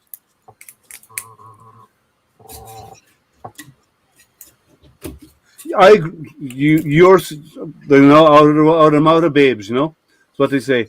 There is a lot older. We know a lot more, but people have that understanding because that's what they're told, and it's wrong. And what the only issue is, you can't change a person's mind if they believe in something, because it's a belief system. I'm going to reboot my computer real quick. I'll be right back. All right, Jerry. So, what are you printing, Matt? The other Matt. Yeah, we talked about you a minute ago. I finished with some of these prints. They're basically a Pokemon chess set. Oh, nice! Really cool. Is that ABS resin? I think it's a standard, actually. If I'm not mistaken. It's some new stuff that I've been. Yeah, it's standard resin. So standard Wise Tech white resin. Okay. And I just pulled off the third collection, I guess you could call it, off of the plate. So I'm going to remove that, but I'm going to set up another one. I don't know if you guys want to see how I set these up or not. Sure. I can share my screen here. So I was kind of doing it last night on a live stream too. So yeah, I saw your stream, but it was just so late. You start your stream so late, and it's late for me. So. Yep. All right. I was there. Yes, you were. Okay, let me share your screen. There you go. Let me load it up really quick. It's going to take a second. Love your animated background. Okay. Yes, thank you. On the other one, I have NCOM from Tron because I'm a big Tron nerd. So. Are you using the Pro version of Chichu? I am, and this is actually a beta version, so this is not something that is public at all. So, so there is probably some issues with it that you'll see, but nothing that I use like normal usage. You guys aren't going to see it. It's the added on features that still are being worked out. So yeah, I have a license for Pro. I haven't used it yet. Yeah, I'm on their beta version program. I'm on their special Discord and everything. So I have to give them feedback all the time on stuff. So I always try and utilize it as much as I can. But I do also have the free version in case anybody needs, some something beyond the ability of the Pro version. So. All right, so basically we printed everything from here to here, so all the guys, more or less. And so now we're going to print, I think we can probably fit all of this on here. Which printer are you using? I'm going to be using the Hellet Sky, so we're actually going to be doing a double,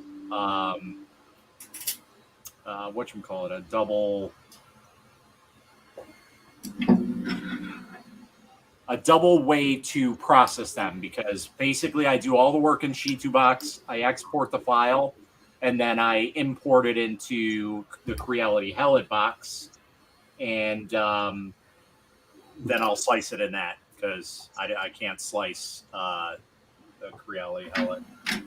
Yeah, you have to use the other slicer, yeah. Yeah. Original Tron or Legacy? The original Tron is good, but it's a little outdated for my taste. I'm a big fan. I got into it at Tron Legacy, and then I went back and saw the original Tron, and it's cool.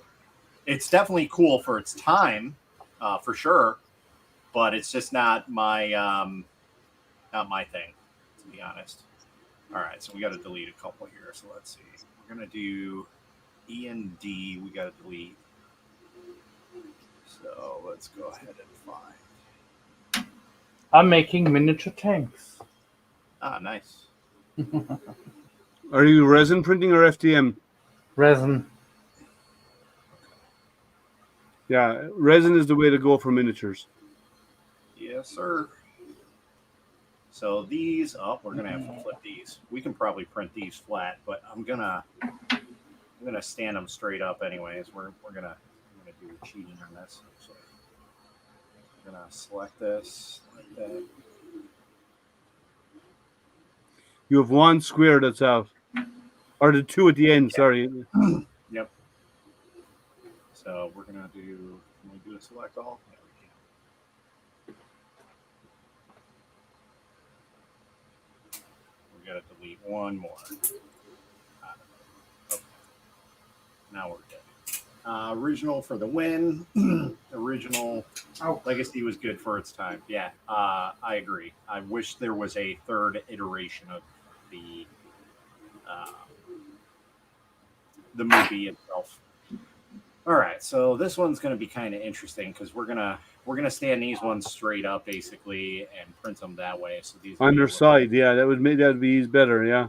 Yeah, so we're just gonna stand them up like that. It means more support, but it's easy to clean the supports off the edge. Yeah. Is this a whole piece? Oh yeah, it is. Okay. Then we can't do that. Never mind. Hold on. We might have to redo this. Hold up. That's why. Okay. Let's see if we can get away with this. We should be able to. You can get more in there, I think. Yeah, we can grab a couple more models here. So at least 3 more. No, we're not going to do that. Maybe we can grab all of them actually. You might if you flip them on their sides, the flat ones. Yeah, you probably will. So this is what we're going to do. So we can't get this full. Yeah, I always get that damage. Oh, you know what? That's a Never bug mind. in the system. I forgot I had to switch the Hellet's guy, so we cannot do that. Because it's a smaller build area. I forgot I was working on the Mega last time, so all right, let's erase that one more time. All right, now let's open this. 5th time is the charm, not number 3. It's actually number 5. Yeah. So let's go to we'll go base B. That should be good enough. Do that. Call. That. Just about. If you flip those on their sides, you'll get a few more in there. Yep. So we'll do that. Do that. Wow. The details on this is just amazing. What, on the resin printer? Yeah. I mean, Yeah. Wow. I mean, the camera doesn't do justice. I mean, you can see the tracks. Those are Germain tanks, right? Yeah, it's a. Germain tanks, yeah. All right, let's see what we can get. It's actually called an E100 tank. It was after the Tiger tanks. This one's supposed to go. Yeah. Come. Gotcha. From Germany. Germany, yes. Well, it's Matt Germain, and they're Germain tanks, so. They're from Germania. Germania, yeah. Oh, Germania. Well, I don't know. That was Rule Britannia that you were singing. Oh yeah, The Rule audio. Britannia. I'm sorry, I'm trying to steal it.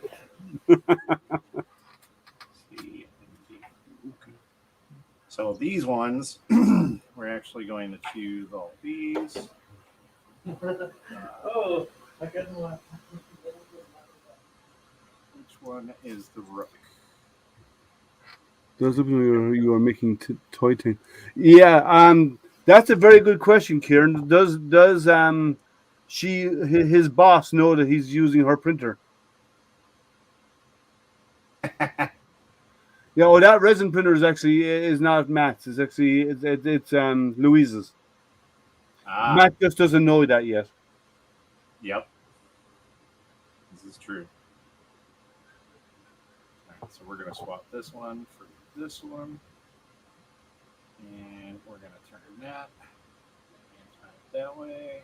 Rotate that. That's good. Okay. So we're getting Jerry. We're getting a Chitu box lesson from Matt. So because these have some divots in it, I'm Yeah. actually going to orientate them a little bit more than what they Tilt are. them more over to the right. Yeah. So I'm gonna tip them to the left a little bit, because what you want is you don't want resin to pool in the bottom here. That would be bad. Yeah, but won't you have an overhang issue? But if you do it the other way around, you won't have an overhang. Yeah, but then, yeah, I guess we could do that actually. Yeah, because I can do the flat part, and that can run off that way. Yeah, like if you tilt them 20 degrees, Tip them to then the right, the and the top middle part will plate's print. upside down. It's still going to run out. Yeah. Yeah. So like we can. Oops, that's not what I wanted to do. Dang it.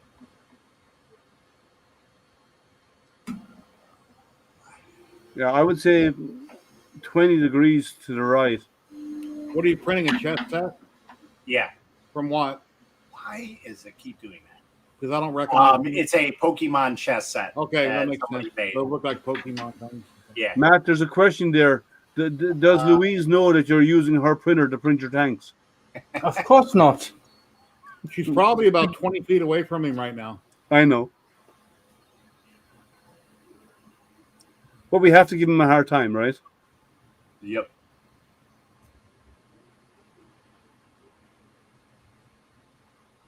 We'll do it a little bit like. Yeah, Cheetah Box Pro, I also get those errors that pop up every time I load anything, and I just ignore it.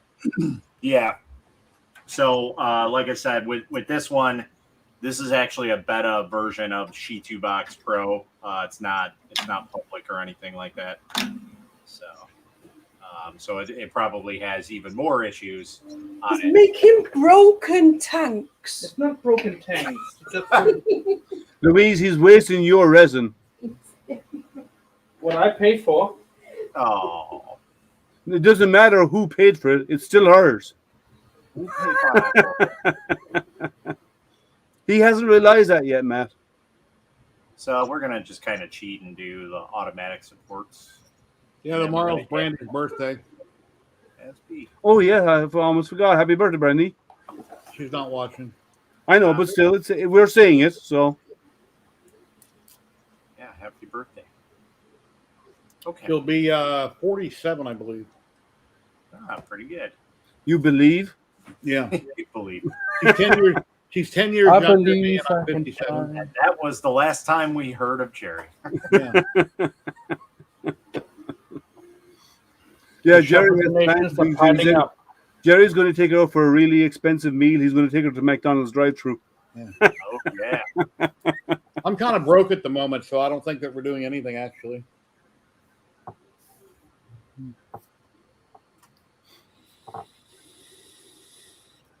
Okay, so we're going to tip that. But I did upgrade to StreamYard Pro today because that's where that money was supposed to go. So Yeah. Oops. they prorated me till the end of the month, and then I'll be charged $49 a month. Yeah.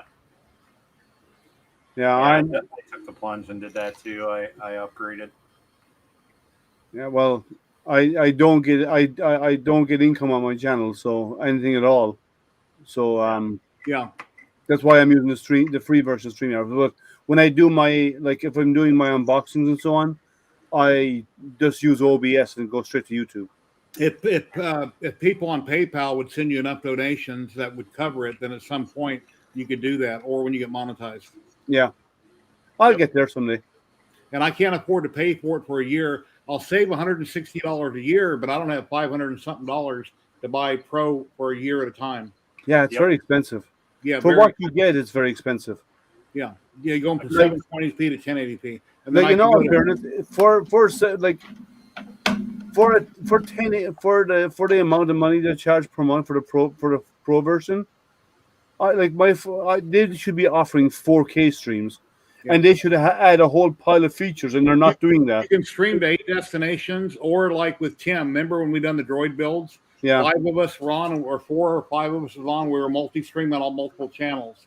Where with the $25 a month plan, you can only stream to 3 destinations, or have 3 people on, and then they're streaming to their own channel.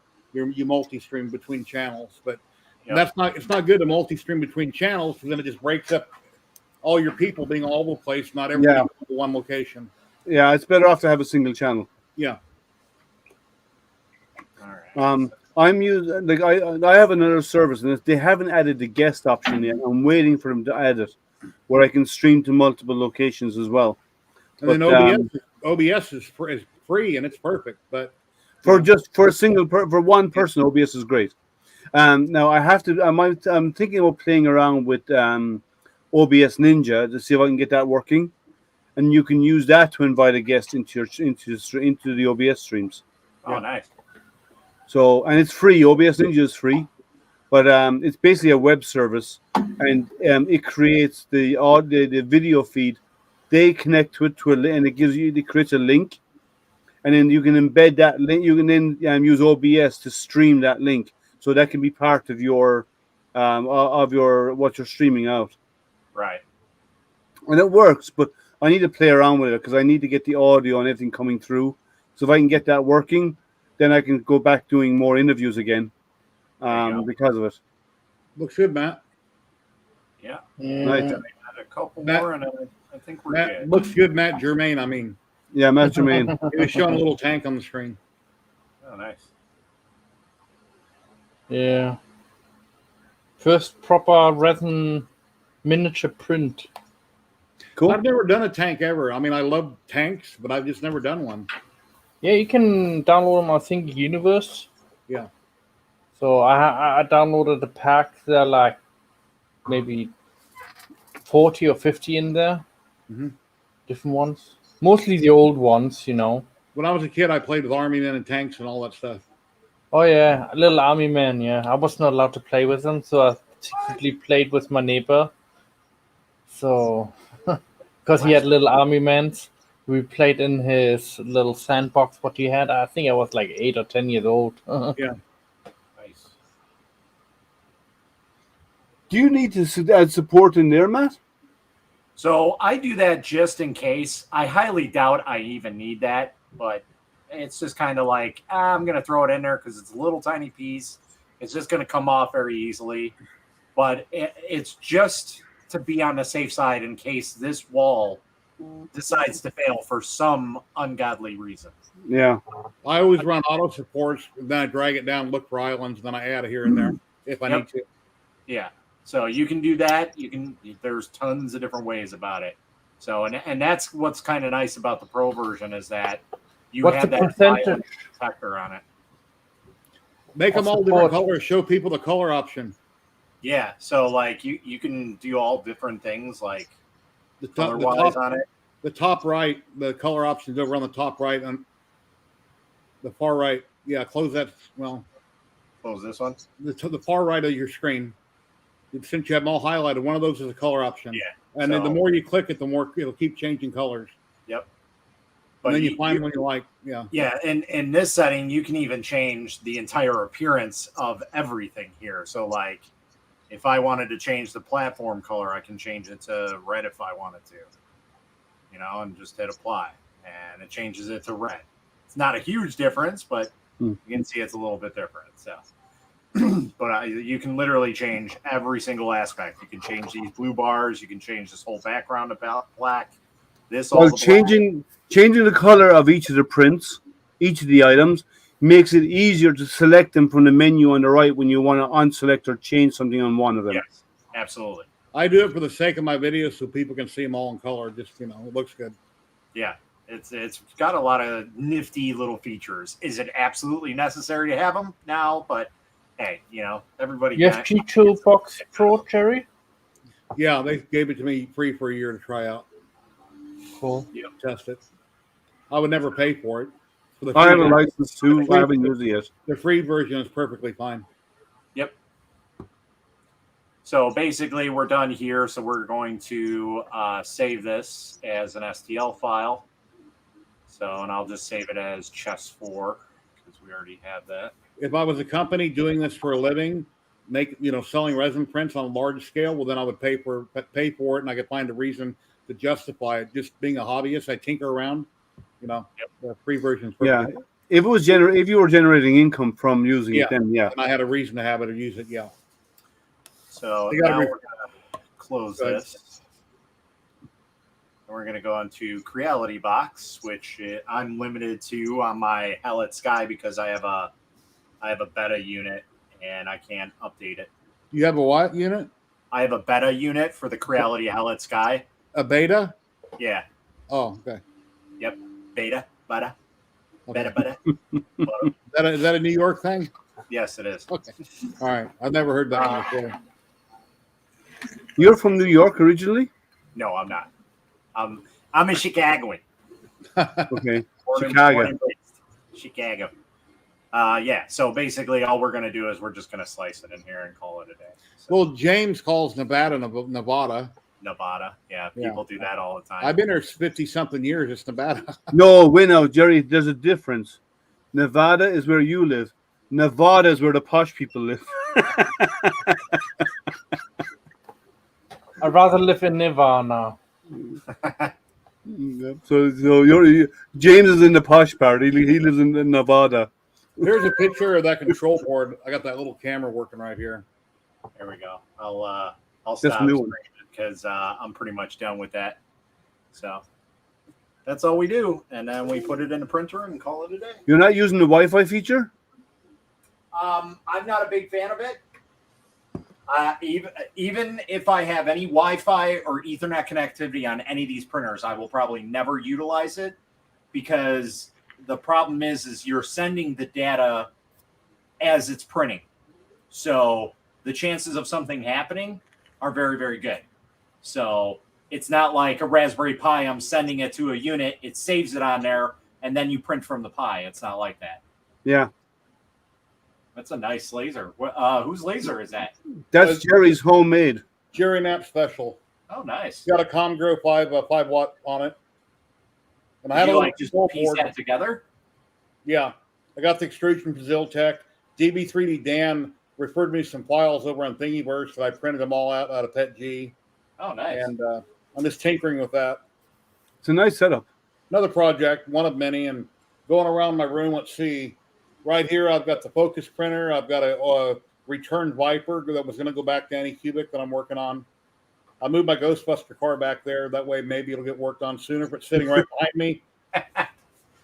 I remember when he started that. That was a cool project. There's my 2 Dr. Dooms. I put them up on Etsy yesterday. Oh, my God. Is that an IDEX printer right there? No. Jerry doesn't have any IDEX. I wish I had an IDEX. And then here's the stickers. Stickers. Stickers everywhere from everybody. All the place. You like IDEX, Matt? No, I'm not a big fan of them. No. And No, there's why? too many up there. I see too many people with way too many issues with them. Really? Yeah. I think it's lack of knowledge is what it is. It's a good possibility because there's not a lot known about them and how they truly work. That I can answer those questions. Are known about. I've got 3 of them. Oh, do you? Okay. I have 3 different IDEX.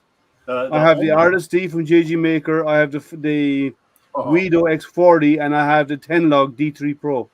So how's the one from JG Maker? Because I heard fantastic. That was travesty. Here, Matt, I'm using it 24 hours a day, 7 days a week printing these. Switch screens, make yourself big, and show them. Yeah. So I'm using it 24 hours a day, 7 days a week printing these. Toys for Tots. Yeah. Speaking of that, I was talking to them on Monday. IC3D. Yeah. Who we found? Maria. I think so. Or Matt. Or not Matt. It was one of the girls. So I don't remember her name, but could be Mary as well. We were like walking by the booth because we were headed to the Matter Hackers, which was right next to them, and so was Maker Gear. So we came from Maker Gear after talking with them, and IC3D was right next to him. And somebody was asking about Toys for Tots. I'm like, oh yeah, I was doing a live stream at Murph, and they were explaining, the whole thing where they send you filaments, you print this and send it out, and yeah, it's a really cool program. Yeah. And somebody's like, oh, I heard somebody say Toys for Tots, and it was some girl, and yeah, I was like, yeah, I was talking to the owner, I think it was at Murph. That's an Asian guy. What's his name? The owner is an Asian guy. I can't remember his name. Yeah, I don't remember who it was, but yeah, it was somebody, and he was basically telling me everything about it. So, it was really cool. Here, my 3 IDEX printers lined up side by side. Nice. Yeah, That's the JG Maker in the center. There was a couple IDEX printers. Maker Gear had their IDEX, but I mean that's like a $10,000 machine. Yeah, no. So I have 3. I'm Maker Pi are working on one right now. Oh God. No. I actually, they're going to be. Oh yeah, Jerry's showing pictures of that from. There's a Toys for Tots stuff that I've been printing.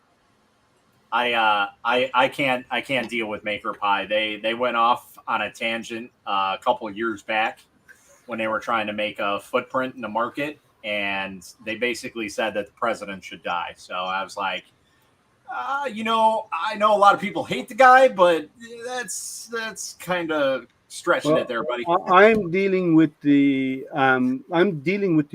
one of the owners. There's one on the right side of the JG Maker. Another one is which? The right side is JG Maker. The left side is a 10-log D3 Pro. If you could only buy one of those 2 right there, you could only have one. Which would it be? Oh, they're both so good. Okay. Tell me off camera then. No. Well, I like the JG Maker. Well, there's good and bad in both, right? And I can tell you here and now. The JG Maker has a flexible steel bed, which means it's very easy, and it's covered with that kind of Build-Tech surface. Yep. So it's easy, but it prints really well, and it's easy to pop the parts off. The only big issue that I find with the JG Maker is Extruder 2 is a pain in the neck to get level with Extruder 1. But once you get it level, it's fantastic. There's a process involved in getting it leveled. All in all, but once it's level, it's a great printer.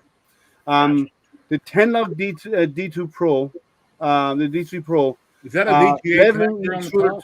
Sorry? Looks like a VGA connector on the top. It's like it's a DB9 connection going in to feeding for each of the extruders. The JG Maker's is ribbon based, right? Now the 10-log is easy to level. Extruder 2 is very easy. No, and that's an adult toy, but but it's easy to level. But people have reported issues with the board. Now, I've not experienced any issues with the board on it. I know some people who have seen issues with it, but I personally have not. And mine has been printing non-stop, and I don't run into issues with it. But so those 2 printers are going flawless for me. I mean, they have not stopped since I started Toys for Tots. They have both been going 24 hours a day, 7 days a week for weeks and weeks and weeks already. They may be down for 10 minutes or 15 minutes at most of the time, and then they're printing again. So they haven't got a break in weeks, and they're still going. The only break they had is when I ran out of filament a few days ago, remember? At the end of last week, I ran out of filament, and they were sitting there unused just during that one period. And as soon as the filament came in, I loaded them up, and they've been going ever since. So they both print. Now, the 10-log has a glass bed, which I use a smooth glass side with some with glue stick, a little bit of glue stick, so the parts pop off really easy. The JG Maker is a flex steel with a type of Build-Tech surface.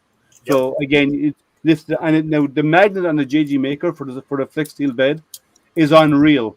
It's the strongest magnet I've ever seen on any printer. I mean, it's you bring the bed near it and you feel it pulling your hands onto the bed. That's how strong it is.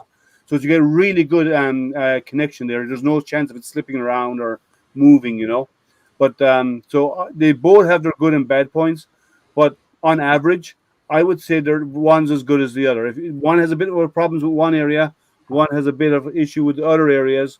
I would have changed the designs a little bit on both if I had the option to redesign them. But I have never had problems with either of them printing. Now, people complain about them because they don't understand. A lot of people who bought IDEX have never used 3D printers. They bought it new off the Kickstarters in some cases. And then when they set up a printer and they're stumped. And they have nothing but problem after problem after problem. And I would say, yes, mechanical issues you might get some mechanical issues. I didn't get any. And I was one of the first to get a Kickstarter. I did the first unboxing of one of the actual ship machines. But other people, it is lack of knowledge. It's lack of understanding. And they don't have the concept of how the mechanics of it work. And they struggle with the concepts of it. But once you get them down, man, those things are rock stars. Like, you can print these trains. I print them 2 at a time on each of those beds. Right? One with extruder head 1, one with extruder head 2 in duplication mode. Yep. It runs like great. I don't have any issues. Like, look at that print quality. Yeah. You can't. There's nothing wrong with it. It's fantastic, and that's PLA plus. Nice. So, and I've known people who've done ABS on it. I've known people who do PETG and people who are, and there's great community support around the JG Maker, especially. They open sourced the firmware even before they released the printer. Oh, wow. And the community jumped all over it, and they started rewriting the firmware, and they have made a lot of changes. And to the point that even when the community released the version, JG Maker tests it, and then they release it as their official version. Nice. So they're all over it. And the community is really loving this, and everybody's happy with it. So, like, when the printer came out first, you couldn't do a failover. The community added the ability that when you're printing, if you say we're printing with one extruder, and it runs out of filament, it'll park, and extruder 2 can come on and continue to print with whatever filament. Yeah, wax on, wax off, grasshopper. And then they've also added the function in Marlin now in there, and they've turned it on for the JG Maker, where when you're printing, you can stop printing a part on the bed. So if you have multiple pieces on the bed, when it's on a part, you can tell it, and it's going bad. Hey, Dum Dum, stop, and it will actually skip that part when printing. Right. Most printers don't do that, but they've turned all these features on now. That's nice. A slicer thing. Well, it's a slicer thing, but it's actually not. No, if the firmware can identify the different parts, if you set it up right when you're setting it up, and if the firmware can see the different parts, like I know you can do that also in what's it called? In Octoprint. There's a plugin for Octoprint to ignore a part during a print because if it fails or whatever, right? Yep. So, but that's built into Marlin now, but most people have never ever turned it on. But JG Maker has it on in their firmware because if something fails, you can cancel it and it'll stop printing that and go off printing everything else and ignore it. It'll skip it every time. Nice. So there's a lot of pluses to the way they were open source from day one. It's really, really good.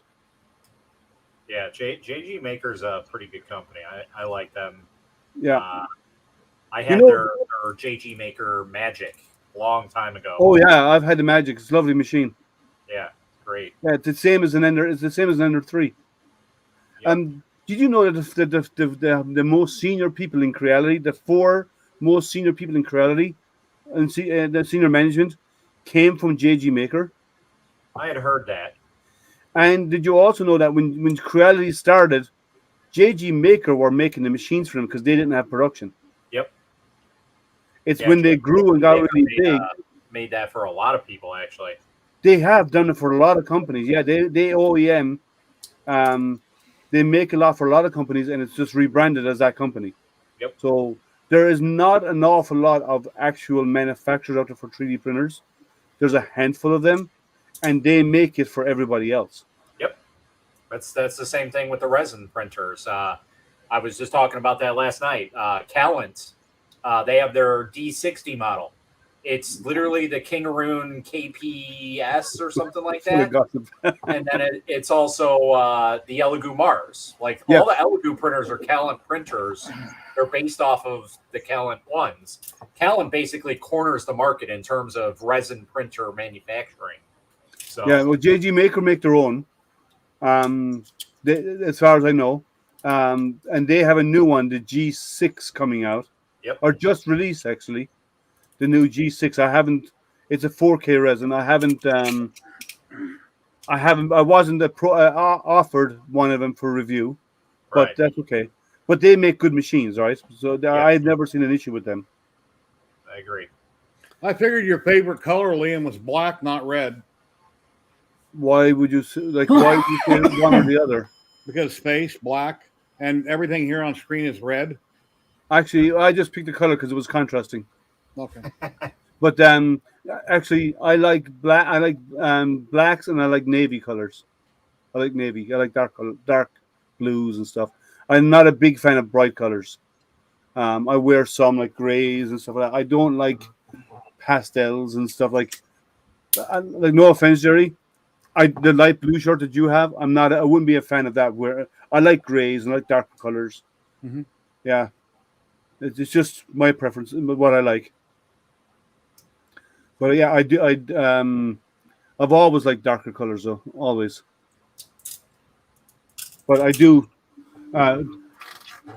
Red works if it prints these. That's all I care about. They're a beautiful fit, by the way.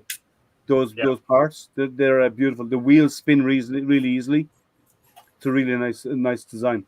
Yeah, they look pretty nice. Yeah, it's a very simple, straightforward design there. It is, yeah, but it fits well and everything clips together really nicely. And you can always take the wheels are not on, so they're so hard to get off. You can always pop them back off. But the wheels pop on like very simple. Right. So I like the design. This one was off the 10 log, I believe.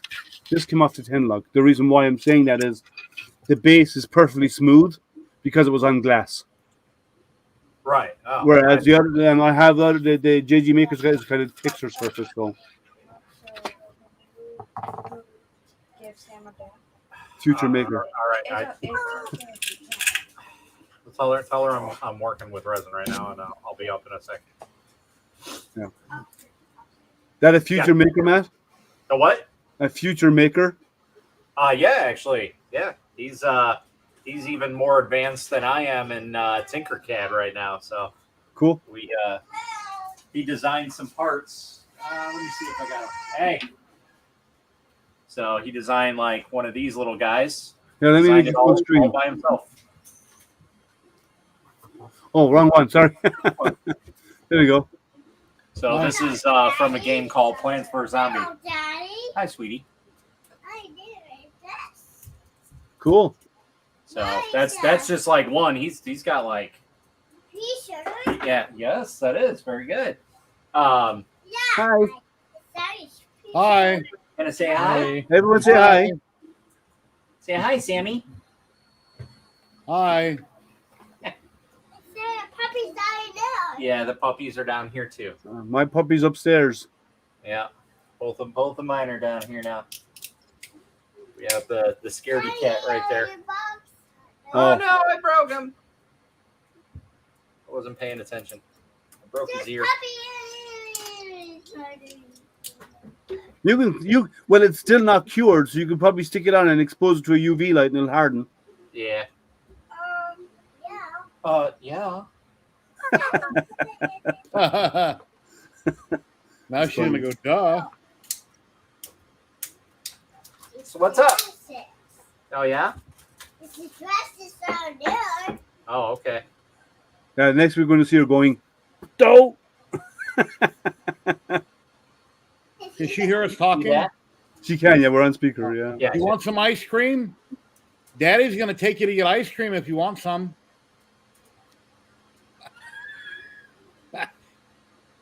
She's a little bit under the weather today. She's had a cold this entire day. So you're looking a little better though. You're at least uppity. Now that you address her, she's getting a bit shy.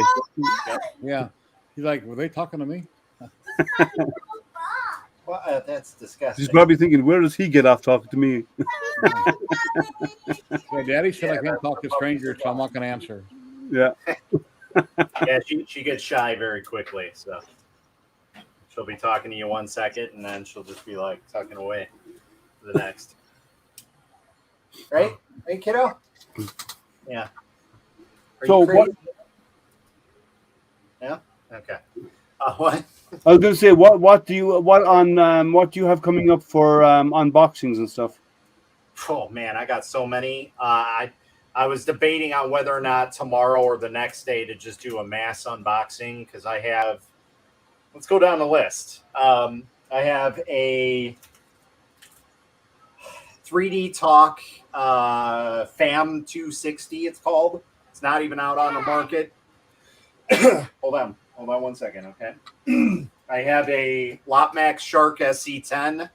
I have an ANET ET4, ANET ET5, a G-Tech E180, a Epex E6, a Calent S400, I don't even remember the name of it, but it's like a knockoff CR10. Something auto. Oh, two auto something. I don't know the name. Yeah, they do a lot of maker stuff. To auto do I have I'm going to start exploring metal casting, and they sent me a metal furnace. To auto did. Now it was a return, and it was missing some part. The lid of it was damaged a little bit, and it's missing some parts. So I've messaged them back. They might send me the parts that are missing. If not, I'll just buy them. But if I can find them. But it didn't have the crucible. There's no crucible in it, and also the igniter was not there in the box. So if they get those parts to me, I'll start doing aluminum casting and stuff. Nice. Yeah, Matt, I wish I could do that. Matt, if you do the unboxing of the G-Tech, send me that you're doing it, a reminder. Yeah, so with that, I believe, okay. With that, I believe that is a Amazon return, so I have to look at it. So I'm not expecting much out of it, but it is a newer version of the E180 because I used to have one way like 2 years ago. The E180 is a resin pinner, is it? No. So it's it's basically like a Wanhao i3 Mini or a Price Mini. Yeah, it's comparable to that, but they did make some changes with it. So I've never used a G-Tech printer. Matt's our G-Tech guy.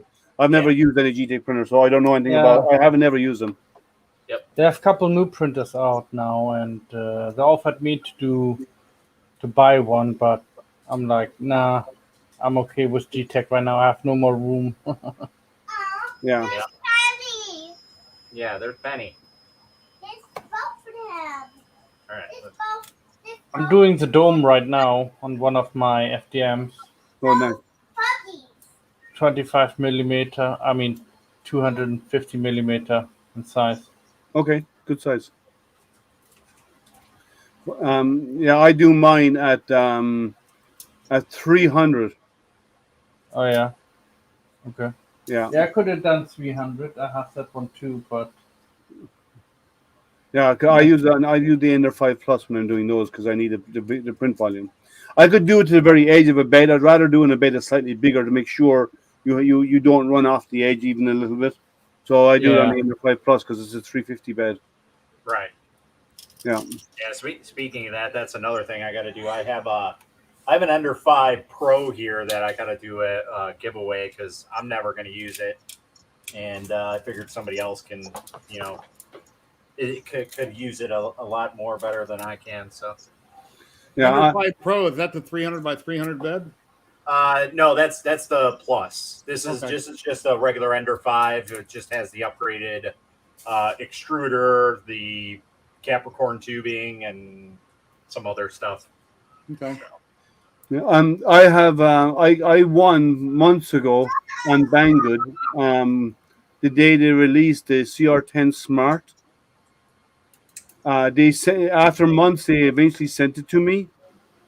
I did a live unboxing. Most of these guys were here. These other guys were on the live unboxing. It powered up first time, but I wanted to do something, so I powered it off and I powered it back on again. It won't come back up. The board is dead. Wow. And I've been working with Banggood about getting a replacement. Okay, I know. It's a big Pac-Man. Yeah. Yeah, but I've been working with them to get a replacement, and they're saying that the part is out of stock, and they're waiting to get some in from Creality, and they're waiting. And as of today, this morning, they replied to me as saying it might be faster if you order the part yourself. Wow. That's great. Anyone have a mains power bed? I don't have any mains power bed on any of my printers. No. They use a mains power bed on the rat rig. So if you're on Tim's stream on Sunday night. My Hypercube, I've got one plugged into 110. Oh, you do? Yeah. Okay, so Jerry has one. But well, I don't know what to do with that printer. I'm half thinking of botching it and installing a different board altogether and bypassing what they have. There you go. Put in a nice big Tree Tech Octopus. I have one an E3. I have an E3 board already. There you go. And I even have, which would be a waste in such a machine, I have the Octopus as well. Bingo. But in that machine, it'd be a waste though, because you'd only be using half the steppers on it. It is. But I do have the E3 V2. Okay, that'll work. So that's what I was thinking of. If they don't come up with something fast, well, fairly fast, that they're going to ship apart, I might just go and put the E3 into it. Yeah, yeah. I was when I was at TCT on Monday. One of the reasons why I had to go is Creality wanted me to bring some bottles of resin because they had sent me their new stuff that they sent, and they needed it for like display purposes because they couldn't ship it over in time because of customs. And so I stopped over there and met their rep, which is not like your typical Creality rep. See, but they're resellers. They're not actually Creality. Yeah, but he manned the entire Creality booth. Like there was nobody else from Creality. It was just him. Well, John, you know, Tripod. He said he's coming by there, and he said there was no for most of the day there was nobody at the booth. Yep. Yeah. So I met up with the guy that was there, and he's going to see about getting a CR30 for me. So that might be coming up soon. But tell him you take two, and you can give one to me. Say you take three. You know, if you can, you can. If you can't, I'm not worried about it. It's not something that I'll probably utilize to its fullest extent. Well, the only thing I would use it for is coming out one at the later on the end of the year. I'd like to review theirs. Yeah, they're coming out one too. A Kaiwu. They have a belt printer coming out, and they have an IDEX as well. They're just. I saw your post earlier today, Jerry, about that. It looks really nice. Yeah, the only thing about the Kaiwu I would change, that whole front yellow bevel. I see.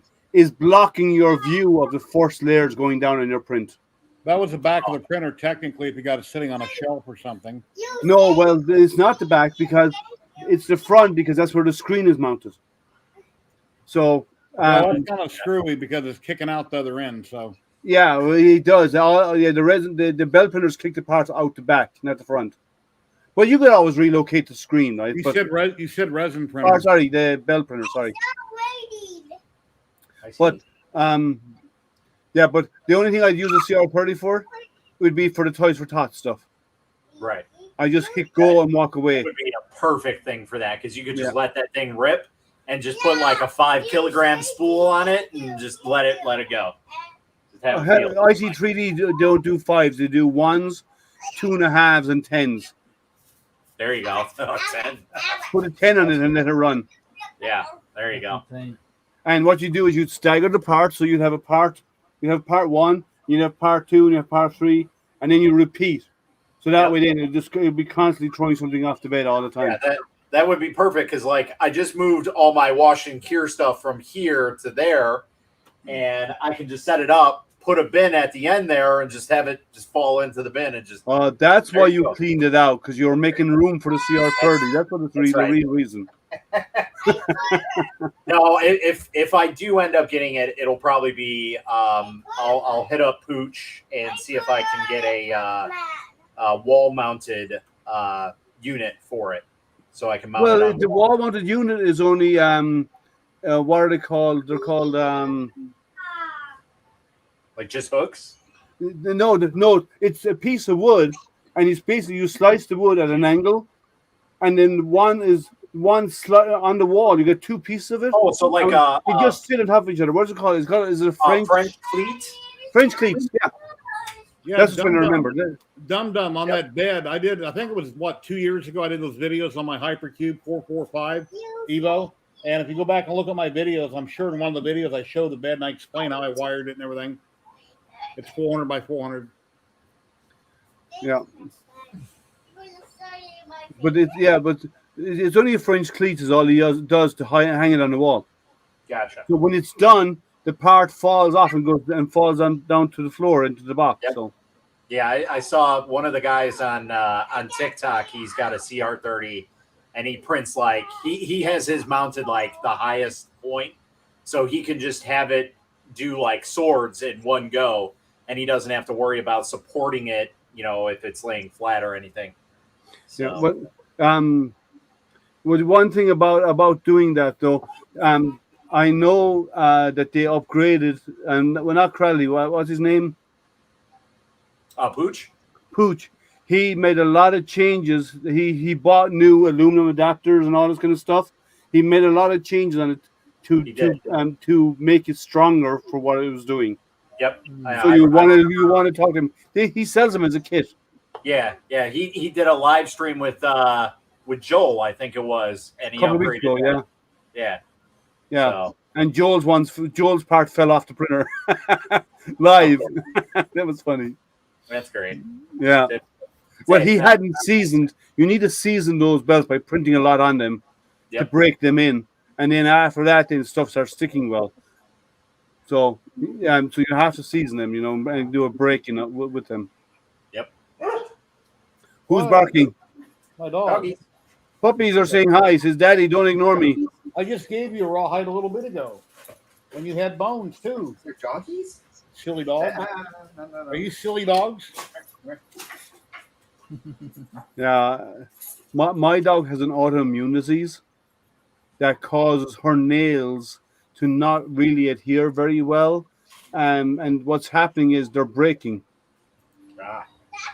to the point they're breaking off at the root, right at the back, so they bleed and eventually they fall off.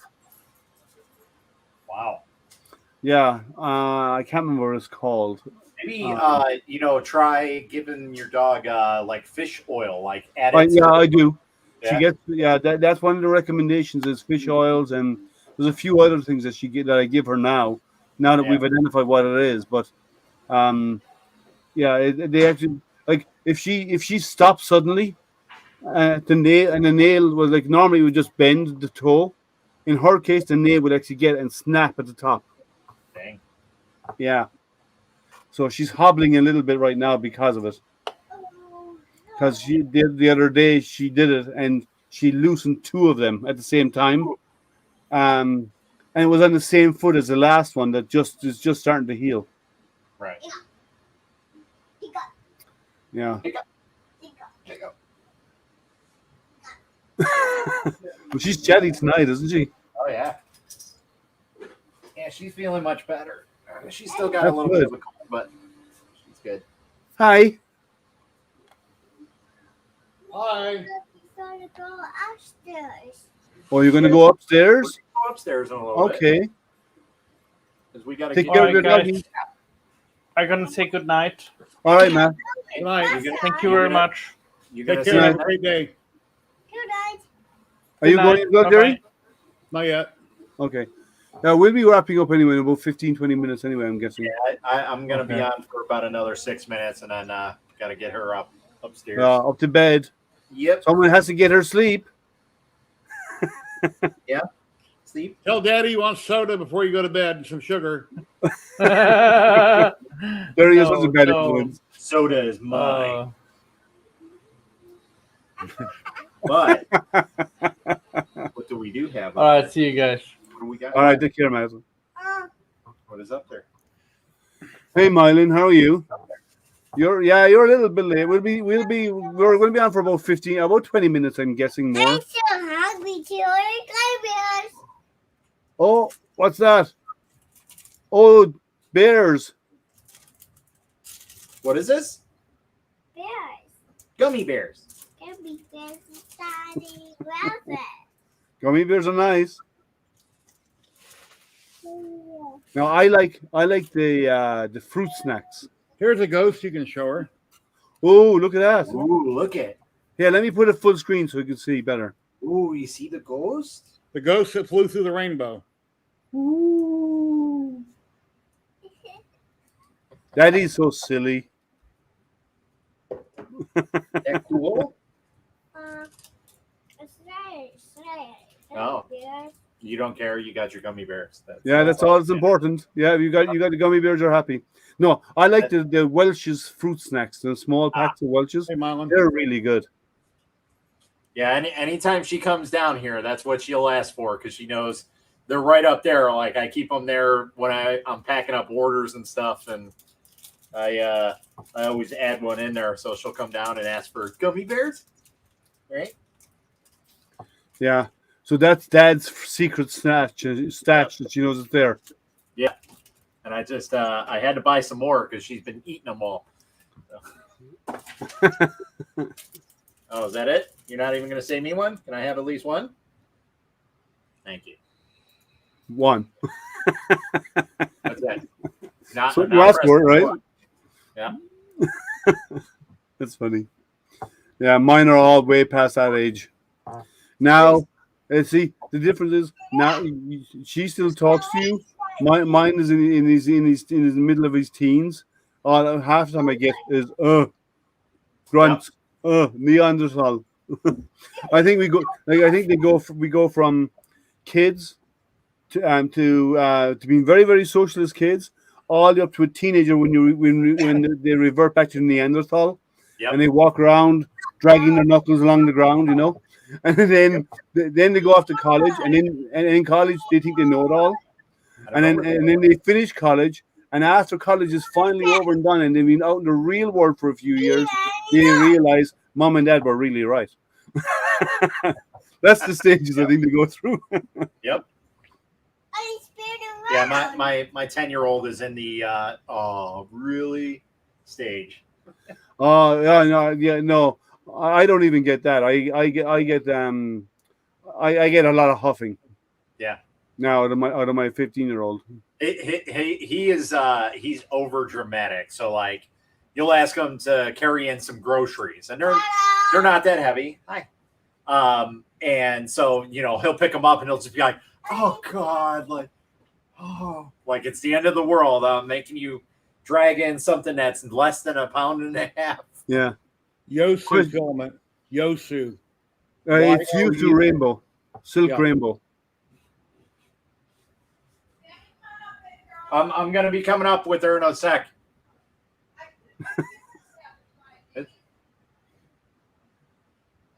So she's You have to run. You're being summoned. Yeah. Hey, we got to leave those glasses down here, though. So when you're when do you have streams coming up? You're going to do some this week? So that's the problem. I never really plan them because my time is it's limited because I have the little one. Yeah. Randomly do them when he does them. Yeah, I just kind of do them. That's the problem. Like I'm not at that stage where I can be like, yeah, let's go ahead and do that. What is what? That's Pokemon stuff. We gotta let them dry though. We can't touch them right now. So yeah, I'm probably gonna try and do some tomorrow, if not Friday, in the afternoon, like later afternoon maybe. So Okay. That will work for me to watch then, because when you're doing them at 10 o'clock at night, that's 11 for me, and I'm up at 5 in the morning, and that's a bit of a push. I gotcha. I need my beauty sleep. Could you tell? My scheduled stream is Saturday 1 p.m. Pacific, but I'm randomly going to do other ones. Just randomly pop up here and there. Yeah.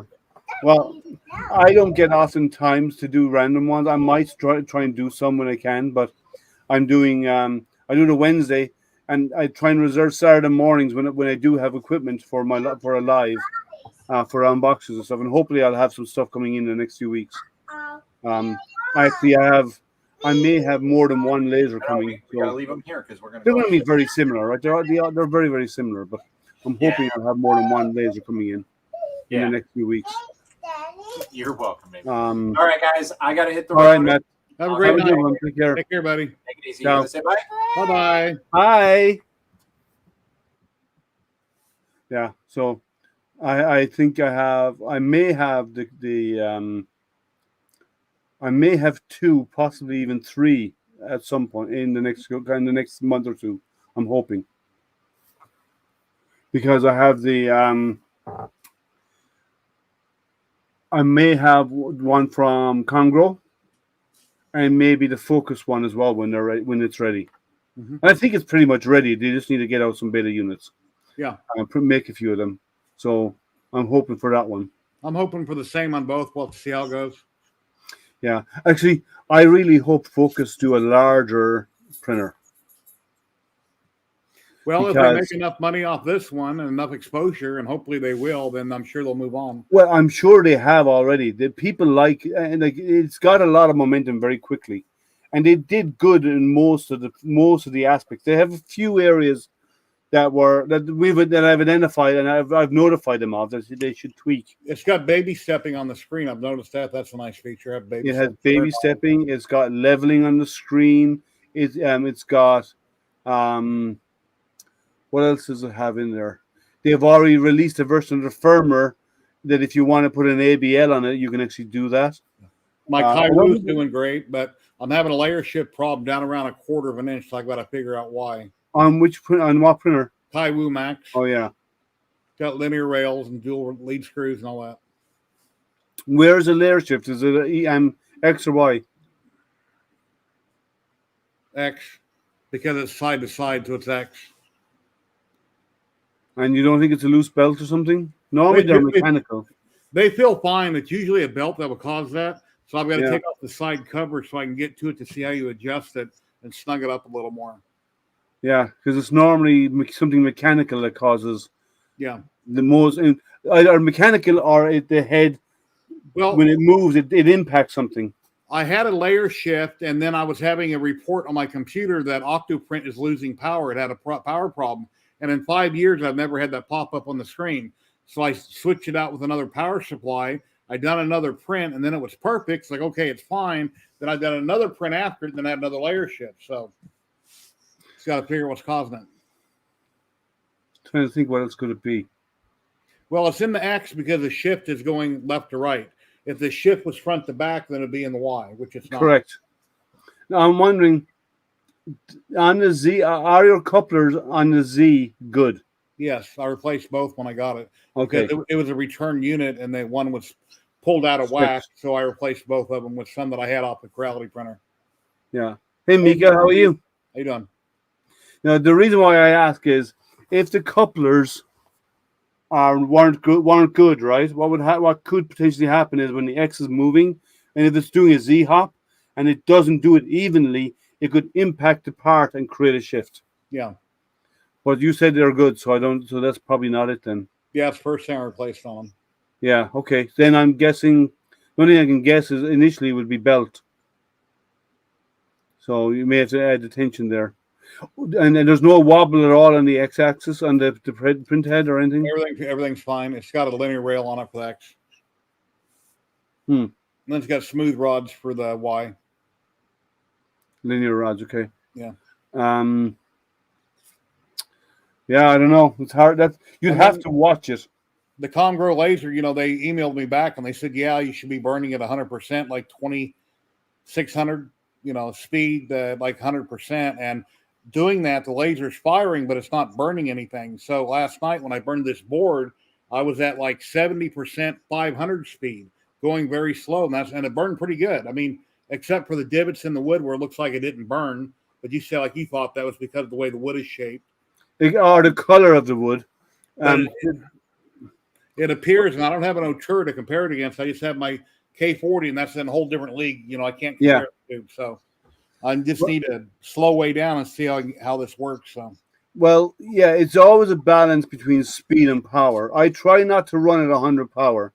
Yeah, because that's going to burn it out quicker, but they're recommending it. Now that I got these little cards that came in the mail, which feels like plastic, but it's aluminum, I need to figure out what my settings are, what I should burn this at. What thickness are they? Oh, I don't know, but they're really thin. Okay. They're almost like a sheet of paper, but I know, yeah. So they're you can get them at different thicknesses. Some of them feel more robust because they're a heavier sheet of aluminum. Yeah. Those things are paper thin. I would recommend, if you're doing those, tape the corners or tape top and bottom a little bit. So it doesn't flex a little bit up. Okay. Yeah. And try it at, because it's black and you're only burning off the surface is all you're doing. Try it at a fairly high speed, or maybe 1600 or so, at about 70% power. Yeah. Try one, see how that works, but and then you might have to slow it down a bit. I try and keep below 80% power.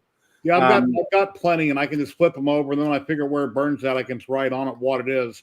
That way, I can say, okay, when I burn these, I need to do this and this for that laser.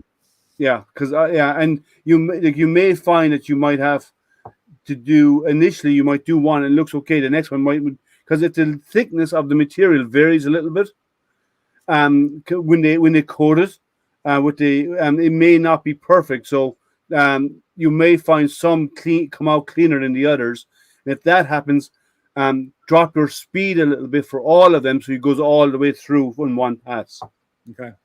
But if you're doing that type of engraving, I would recommend you're going to do raster engraving, right? And finish it with a vector engrave. Because the vector engrave goes around the outlines and cleans up the edges. Because the raster engrave is moving and the laser starts to fire, and as it moves, and then it stops to fire. So there's a lead in and lead out. So what program are you talking about importing a picture? And I don't remember the name of the program. Say that again? For vector and raster engraving. Well, no. In Lightburn, it's called line and fill. Okay, line and fill, yeah. So line is vector, fill is raster. Yeah, okay. But that's what they are. They're basically the same thing. It's just called differently in different apps. So the anodized coating is may vary a little bit. So I would do if you find there some they don't go all the way through, slow it down a bit so it spends more time burning, and that way then it will all, even though if it goes all the way through and hits the aluminum underneath, it's not going to burn the aluminum, right?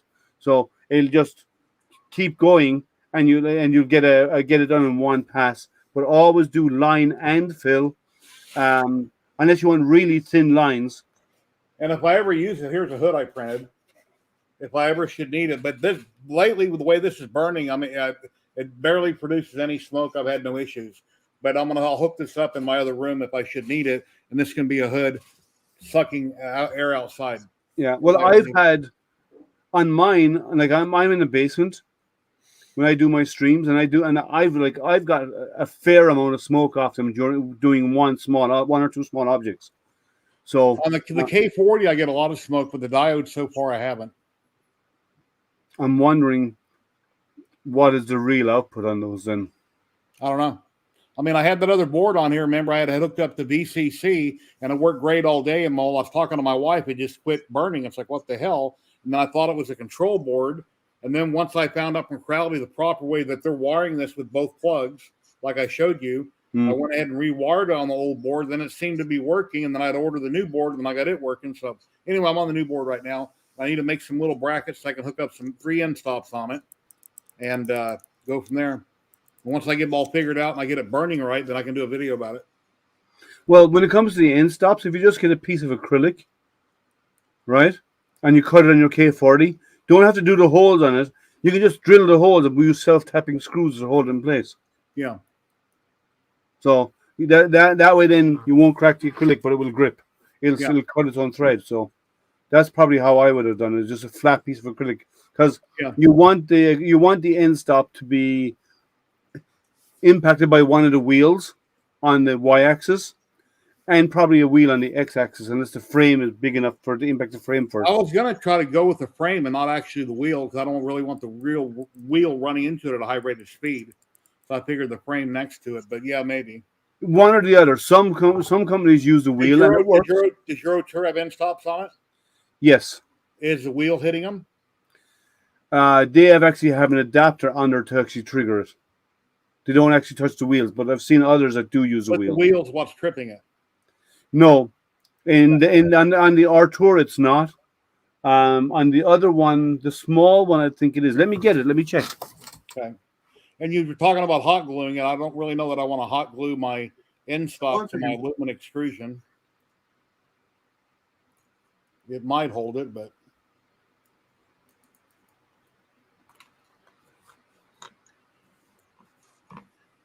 and then there was silence. Hello, George. How you doing? Not sure how many people are watching. I don't have YouTube up right now. There's 8 people on, according to this. All right. Hey, George. So let me have a look here.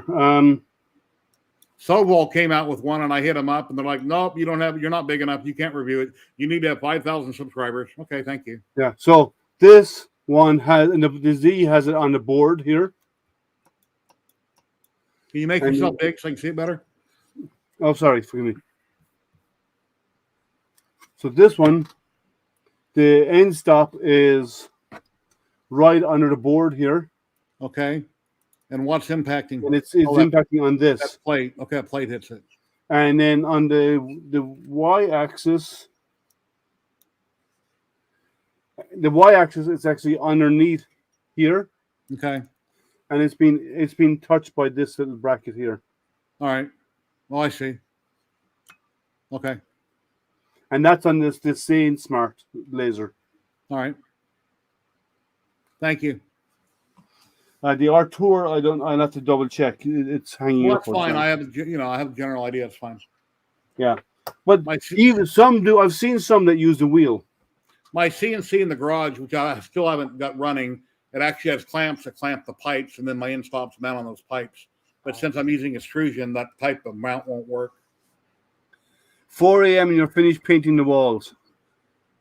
Wow, I've done that, and it's fine right now. But when you wake up in the morning after getting a bit of sleep, you feel like you've been dragged through a bramble bush. Yeah, if you stay awake too long, which I'm sure everybody knows, you wake up and you feel terrible. Actually, I find if I sleep too long as well, I feel bad. If I sleep in too late, I wake up and or if I, on a rare occasion, I take a nap during the day. Yes, I know. Just when I auto home it when I first start the printer. George, you're correct. You only use the end stops when you home the printer at the beginning, because that's your start point. And if you run into end stops, I'm using Lightburn, so I don't have to have end stops on it at all. But I want to put them on it. Yeah, end stops gives you a starting home position, but you can just do relative position by putting the head in the right area, manually move it, and then just start burning from there on. Frame your object, yeah. Yeah. Hold down Shift and hit frame, because if you do Shift and frame, you'll fire the laser before it moves at 5%. When I do frame, it don't fire the laser at all. It just goes a grid pattern all the way around it. Yeah, that's if you hit the frame button. But if you hold down Shift and then hit the frame button, it'll fire the laser. There's an option in the settings in Lightburn. Oh, so it'll fire it like at low voltage. That way you can see where it's framing exactly. Yeah.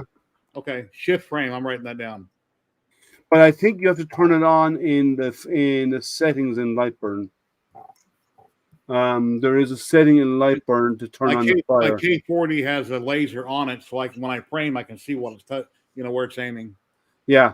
I had the same on my K40 as well. But Yeah, if you do a shift, I believe it's either shift or control, and the frame button, and it will start framing, but the laser beam will come on at only 5%. Okay. So you actually have an outline of what it's doing. Yeah. Now, if you're doing multiple parts, the same thing. Put a bit of card under the part you want to do first, right? And draw the box, which is the same size as the part you want to do, and draw the box on the card.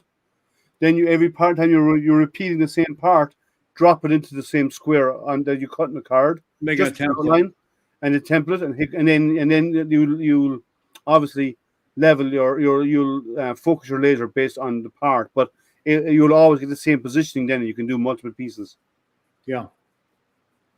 So, but yeah, it's hopefully the new homegrown one will come through for you, because that'll be a nice little machine.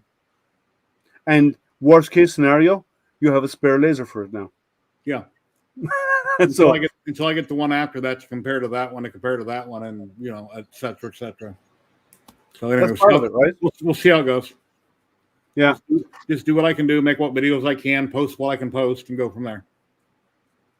Yeah. So hopefully we'll both be doing them soon, I think. Yeah. So we'll see.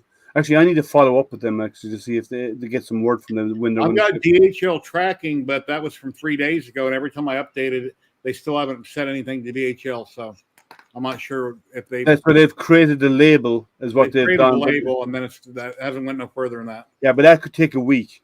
Yeah. I need to chase them about the tracking numbers to see if they've got any for me, because they're talking about sending me a CNC as well. They're small CNC, because I have experience with those machines as well. So, but we'll see if that happens. You know what? We've been on for almost 3 hours, Jerry.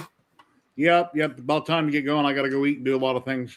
I need to get prints off the printer and get them going for the rest of the night. More of those toys, and then. Well, before we say goodbye to everybody watching, thank you. Please like, subscribe, and share. Help this man get over 1,000 subs. It'd be really awesome. And if you'd like to help him out, he's got a link there to PayPal. If you want to throw him a few dollars to help him out, it'd be greatly appreciated. And take it away, sir. And I was just about to say, Jerry has his hangout on Saturday afternoons at 1 p.m. Pacific, 4 p.m. Eastern U.S. times. So remember to check out Jerry's channel, 3D Printing and Painting, or 3D Hobby Painting, right? 3D Hobby Projects is what 3D HB stands for. But okay. my group on Facebook and YouTube is 3D Printing and Painting. Okay. Thank you for the correction. And so go check out Jerry's channel and check out his groups. I also have groups, 3D Printing Nerds, or 3D Printing Help Desk. 3D Printing Help Desk and 3D Printing Addicts. I have 2 groups out there, so you want to go join those groups as well on Facebook, feel free. And I will be back next Wednesday for sure to hang out with you again here. And I will, if anything comes in the mail to be unboxed to show and demo to you, I will always do my live unboxings on a Saturday morning at 11 a.m. Eastern. So keep an eye out for it. Like, subscribe, ding the bell so you get notified when I do go live. And thank you for hanging out with us. And Jerry, thanks again for hanging out with me. It was always fun. Yep. Take care, guys. Remember, keep printing. Stay safe and stay healthy out there, guys.